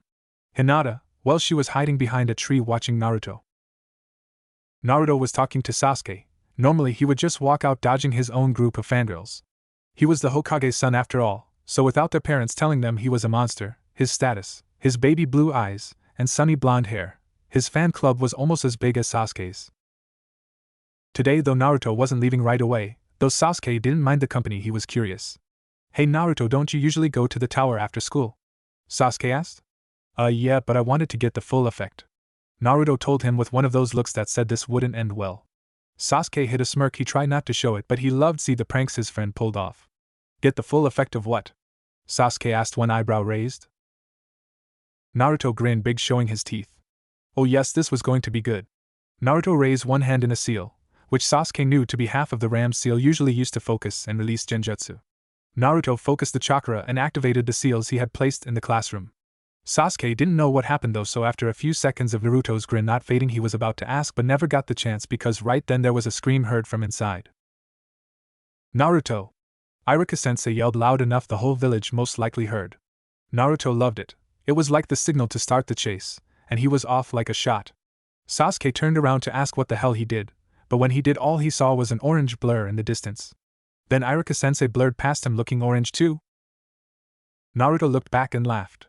It went better than planned. Iruka-sensei must have still been in the room when I activated the seals. Naruto thought as he was still laughing. It was just supposed to be the classroom and everything in it that was neon orange, but now Iruka-sensei was too, and it doesn't even seem like he knows that he's changing color. Naruto looked back to see an angry Iruka-sensei changing from neon orange to sparkly pink to neon blue, and back to neon orange. No one would know it except for him, but it was kind of a tribute to his past and soon-to-be future team. The orange of course represented him, the pink was for Sakura, and the blue was for Sasuke. Naruto laughed as he thought about it. It was like a sunset at the beach. He was like the shining sun, bright and powerful. Sasuke was the sea below, deep and strong. Then there was Sakura, the pink glow in between them, acting as a buffer. Well, that was how it was before. This time he was closer to Sasuke, so they wouldn't really need a buffer, but Sakura will still balance the team out nicely once she is pulled out of fangirl mode. Now there were about a team worth of ninja chasing him though, and Naruto could even hear a few of them snickering at how Iruka-sensei kept changing color. He had gone through the village at least 4 times now, and they were still right behind him. So he started thinking of a way to lose them. I mean, shadow clone diversions worked, but we're getting old. Naruto looked behind him to see how many were there. Let's see, 13 so far. It looks like 4 ANBU and 9 Shunin. Not bad for a day's work. Now how to ditch them? Naruto thought as he turned back to look around. Before Naruto could turn around though, he felt him coming. All he saw after that was a yellow flash, and suddenly he was off the ground. Naruto realized he was now under his father's arm, which was wrapped around his stomach, facing the ANBU and Shunin that were trying very hard to stop and not run into their Hokage. Minato raised an eyebrow at a Chunin that stopped a bit too close to him as the Chunin jumped back a bit. "Alright, would one of you care to explain why you were chasing Naruto?" Minato asked, eyeing the color-changing Iruka and hiding a smirk. Iruka-san, you seem to know more about this. What happened? Minato questioned Iruka as he glanced down at his son, who had his hands under his chin holding his head up despite the fact there was nothing under him. Well, Hokage-sama, I was in my classroom at the academy after class had let out grading papers when there was a flash of colors. When the flash stopped, I looked around and the whole classroom was orange. Iruka stated, trying not to twitch when he could see how close the young Hokage was to laughing at him. Really? Well, Iruka-san, how do you know Naruto did that? Minato asked, now not hiding his smirk. Iruka stared dumbfounded, his mouth dropped and eyebrows rose. No one but Minato noticed that Naruto had a similar look. He'd ask about it later. Because it was orange, and he ran away laughing. Iruka stated as if that was all the proof needed. Knowing Naruto though it probably was, and Minato knew it. Naruto though deadpanned the best he could while still being held under his father's arm. He was going to be caught because it was orange. It didn't even stay orange. I mean, anyone could run away while being chased laughing manically. Naruto thought, annoyed. Okay, that's a good point. Minato conceded but thought it only fair to ask, Naruto, did you do this? Minato asked, looking down at his son who looked back with the biggest blue puppy dog eyes you'd ever seen. Who, me? Naruto questioned innocently. Minato almost caved right then, forcing himself to look away. He tried again. Yes, you. Did you set up that trap? Minato asked, refusing to look in his son's eyes, knowing he would crumble. Even some of the ANBU were under the dreaded puppy dog eyes no jutsu, and Naruto wasn't even looking at them. Naruto sighed, giving up on catching his father's eyes. In my defense, I didn't know Iruka-sensei was in the room. Naruto told them with a bored look but not actually looking at any of them. Most the ninja quirked an eyebrow at what he said, but Iruka was the one to ask. Then how did the trap go off, if it wasn't set for me? Iruka asked, confused, looking at the small boy, who had already made a name for himself as the village prankster. Minato had an idea, but he and the rest of the ninja looked at Naruto waiting. Because I activated it from outside. Naruto told them as if it was so simple. Which to him it was, but for someone who didn't study seals, well, they had no idea how he could have done that. Minato decided it was time to speak up though before anyone asked. Oh, sorry about that. You see, Naruto has been learning about seals. Minato said, putting one hand behind his head while still holding Naruto up with the other. So I guess he altered one. Alright, everyone, back to what you were doing. I'll take care of Naruto. Minato said as all the ninja left, and he flashed Naruto and himself to the Hokage Tower. Meanwhile in Suna. It was time for Kit/Naruto's monthly visit, and Gaara was waiting for him at the usual spot in the park where they first met. Gaara had been waiting there since morning. He always looked forward to Naruto's visits. Looking up, he spotted the golden fox he had been looking for and ran to him. Kit! You're here, I was waiting for you. Gaara exclaimed, running over. Kit gave him a foxy grin, still in his fox form, and turned around, motioning for Gaara to follow him. They went up to Gaara's room, being careful that Kit wasn't seen. Gaara shut and locked his door as usual behind him to be safe. Kit jumped up on the bed and sat down. Gaara, remember that seal I told you about? Kit asked. Yeah, the one to go on top of mine, right? Gaara questioned back.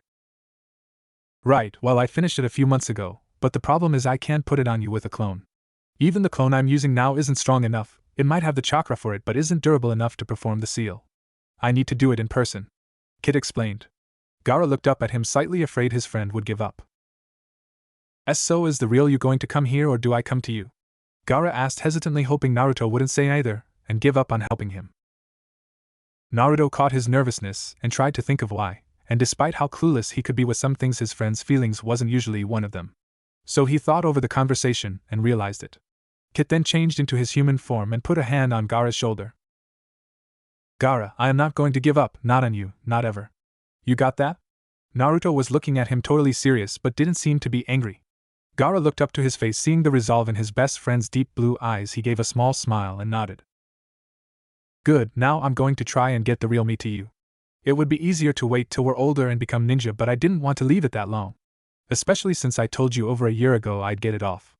Kit's human form smirked at him. I'm going to try and get to you before next month, alright? Kit asked cheerfully, now breaking the serious mood.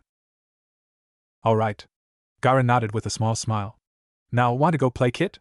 Gaara asked, smirking, because of how last time he won their game. Kit just smirked back, "You're on, Sandman." Gaara made a face at the nickname his friend had given him, but Kit had used it a few times, so he was getting used to it. Mainly because trying to get his friend to stop using a nickname was impossible and a waste of time. Gaara pitied the man Naruto would occasionally talk about, and wondered what the poor bastard had done to earn the title Ero Sennin.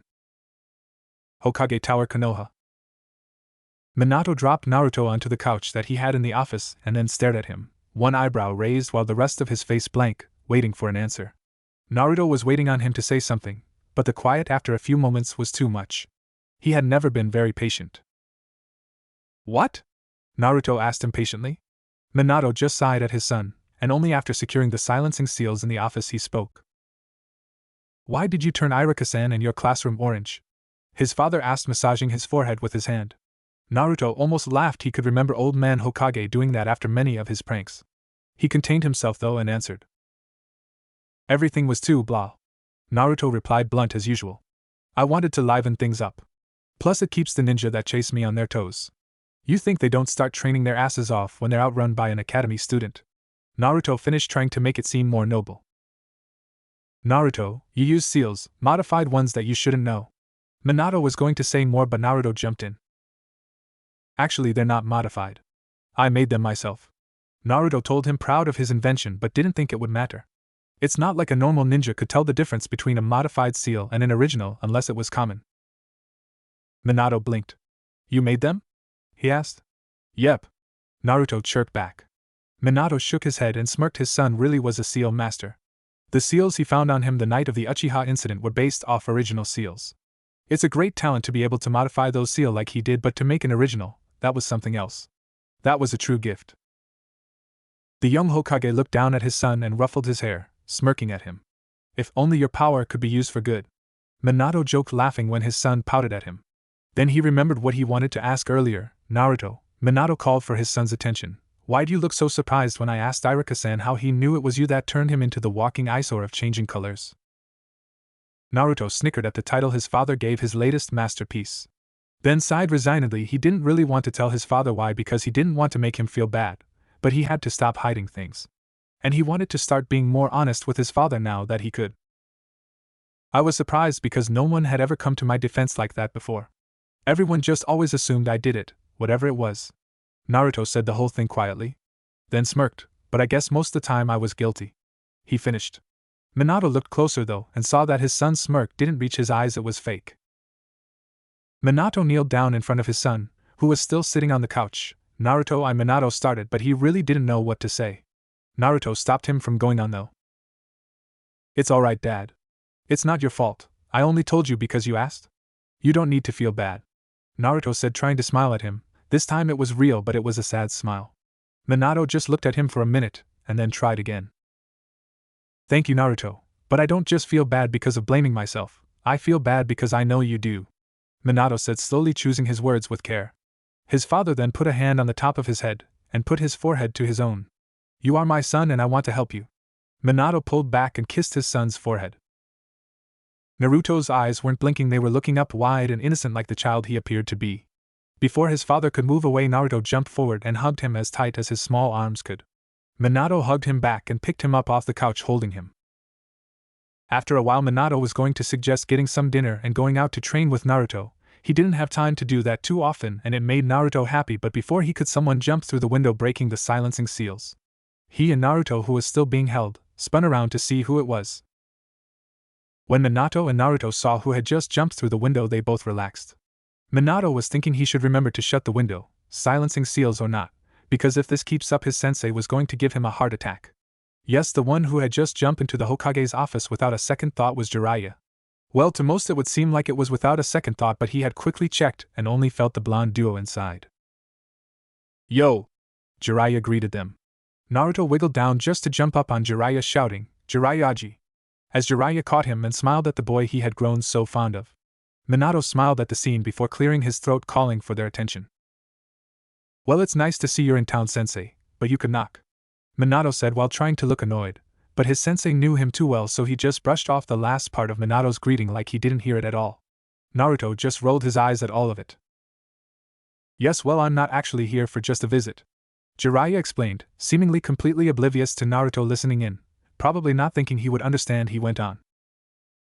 There is something odd going on with the toads. Some kind of rumors going around the mountain. Most are inconsistent or downright crazy. Jiraiya didn't notice Naruto fighting a grin at that, but almost all of them are talking about a second chance. Now I don't have any idea what they're talking about. I summoned Gamabunta and he seemed to know something but refused to tell me, saying it wasn't his to tell. Since he was held back by loyalty, the boss summon would only do that for another Toad summoner, and since I hold the contact and you are the only other summoner, what the hell is going on? Jiraiya finished with a false sense of calm. He had yet to notice that since halfway through Naruto had begun to pale.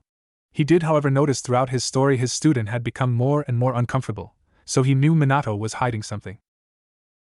Minato was trying to think of something, anything to say, and so was Naruto. Lucky someone knocked on the door that very moment. So Minato quickly answered, "Come in," before his sensei could tell them to go away. Jiraiya glared at Minato as the Chunin came in, but couldn't help but smirk with Naruto when he saw that Chunin was changing from orange, pink, to blue and back. Wondering what happened to him, he decided to listen in. The Yandere raised an eyebrow at the Chunin, who was changing colors rapidly in his office. Realizing it wasn't Irika, he turned to look at Naruto to see him suspiciously looking anywhere but at him and the Chunin. The Chunin stopped to glare at Naruto before speaking. "Hokage-sama, we tried to remove the seals in the classroom, hoping it would turn the classroom and Irika-san back to normal. Instead, it affected everyone in the room like Irika-san and sped up the process. We need either Naruto," Jiraiya looked down at the boy he was holding, surprised, "or someone experienced in seals to take it off," the Chunin explained. The young Hokage sighed, running a hand through his hair. "You set a trap if anyone tried to take the seals off in your prank, Naruto?" Minato asked rhetorically, looking at his son. When Naruto just pointed to himself like, "Who, me?" Looking innocent, Jiraiya burst out laughing. Minato sighed again, just grateful his sensei had been distracted for now. The Chunin just looked annoyed, and really who could blame him with what he looked like? "Alright, I'll come and take a look." "Come on, Naruto, you're coming too," Minato told his son. The last thing he needed was to be caught in the prank too. Naruto pouted at him. He really wanted to see a color-changing Hokage. Jiraiya narrowed his eyes. His student wasn't getting away that easy, and these seals sounded interesting. "I'll come too," Jiraiya stated, not asking, as he gave his student a look that said, "You are not getting out of this. I want to see what the next great sealing master has done." Jiraiya finished as he looked down at his godson proudly. Naruto beamed at him, wishing that he remembered just how he had learned it, that it was all because of him. They all roof hopped to the academy and walked into the classroom that was flipping through colors like a TV being quickly channel surfed. It was making some of the ninja dizzy, so most had left the room before they started to stroke. The Yandere walked quickly up to one of the seals on the wall, which was the only things not changing colors. The walls, desks, trash cans, all the things on the teacher's desk, the pen holder, pencils, papers, books, everything. Even some backpack that one of the kids forgot were changing colors quickly. Jiraiya looked around, wondering when his godson's pranks had gotten so elaborate. Seeing Minato looking at one of the seals, he put Naruto down and went over to another one of the seals to see how it was done. Jiraiya looked closely at the seal, following every line, as Naruto was watching nervously behind him. Jiraiya's jaw almost dropped to the ground when he realized that the base was unlike anything he had ever seen. It was an original seal, not some copy or alteration. The boy, his 7-year-old godson, had made an original seal. The Toad Sage turned around to see the little blonde looking up at him, almost like he was looking for approval. But why shouldn't he be looking for his father's approval? Well, not for the prank but the seal. Jiraiya shook his thoughts away, though, seeing the little blonde still waiting, and smiled at him. "You know, Naruto, this is a very impressive piece of work. Who did you learn it from?" the old toad hermit asked, kneeling down to his godson looking for answers. Naruto suddenly looked worried, and didn't answer right away, so Jiraiya intervened. "Don't worry, I won't tell your dad," Jiraiya whispered, trying to pry out a secret, thinking it was Minato that Naruto was hiding something from. Naruto grimaced. He couldn't hide anything from Jiraiya. He never could, so even though it was digging himself in deeper, he told the truth. Part of it anyway. He couldn't tell Jiraiya that he taught him sealing, but that seal wasn't actually taught to him anyway. "I made the seals, Jiraiya-ji," Naruto told him, deflecting the question and trying his best to look like an innocent 7-year-old kid. Jiraiya cocked an eyebrow at him. "Really?" asked the white-haired sage. "Well, I kind of figure that since they're on the walls, but who taught you?" he asked again, eyeing the smaller blonde. Naruto was now panicking. If he didn't say something soon, Jiraiya would know he was hiding something and then would never give up on finding out what it is. And even if he could bring himself to lie flat out to his mentor's face, Jiraiya would be able to tell. Just then, "Hey Naruto, come here and help me take off these seals," Minato called over, saving Naruto from the interrogation. Naruto let out a breath he didn't know he was holding and smiled, thinking, saved. "Coming," Naruto called as he ran over. Jiraiya frowned as he went, sure that just a few more seconds and he would have had him. Then walked after him to see how the seal was being removed. When Naruto reached his father, he looked straight at the seal and whispered, "Thanks, that was close." Minato smirked. You looked like you needed some help, he whispered back. Then started talking at a normal level as Jiraiya came up behind them. So I think this can come off if I take this part off first, the rest can be removed. That right? Minato asked his son as the Toad Hermit looked at what he was talking about. Naruto blinked, then looked at his seal. Wow, you're right. You figured that out fast. Naruto said, a little odd. He knew his father was a seal expert. The proof was right on his stomach, but it had taken his future's Jiraiya longer than that. The first time the future Jiraiya had tried breaking down one of his seals, it took 2 days, and it was a seal at the same level as this one. After Naruto had assured him that he was right, Minato went right to disabling the seal. As Jiraiya watched and smiled proudly at his student's skills, even though he still fully intended to interrogate his student later about the toads. All the seals were down within a few minutes, though Naruto didn't help take them down after confirming how, something about not being able to destroy his work. After they were all down though, Minato and Jiraiya thought something still felt off. Iruka walked in and confirmed their thoughts when he spoke.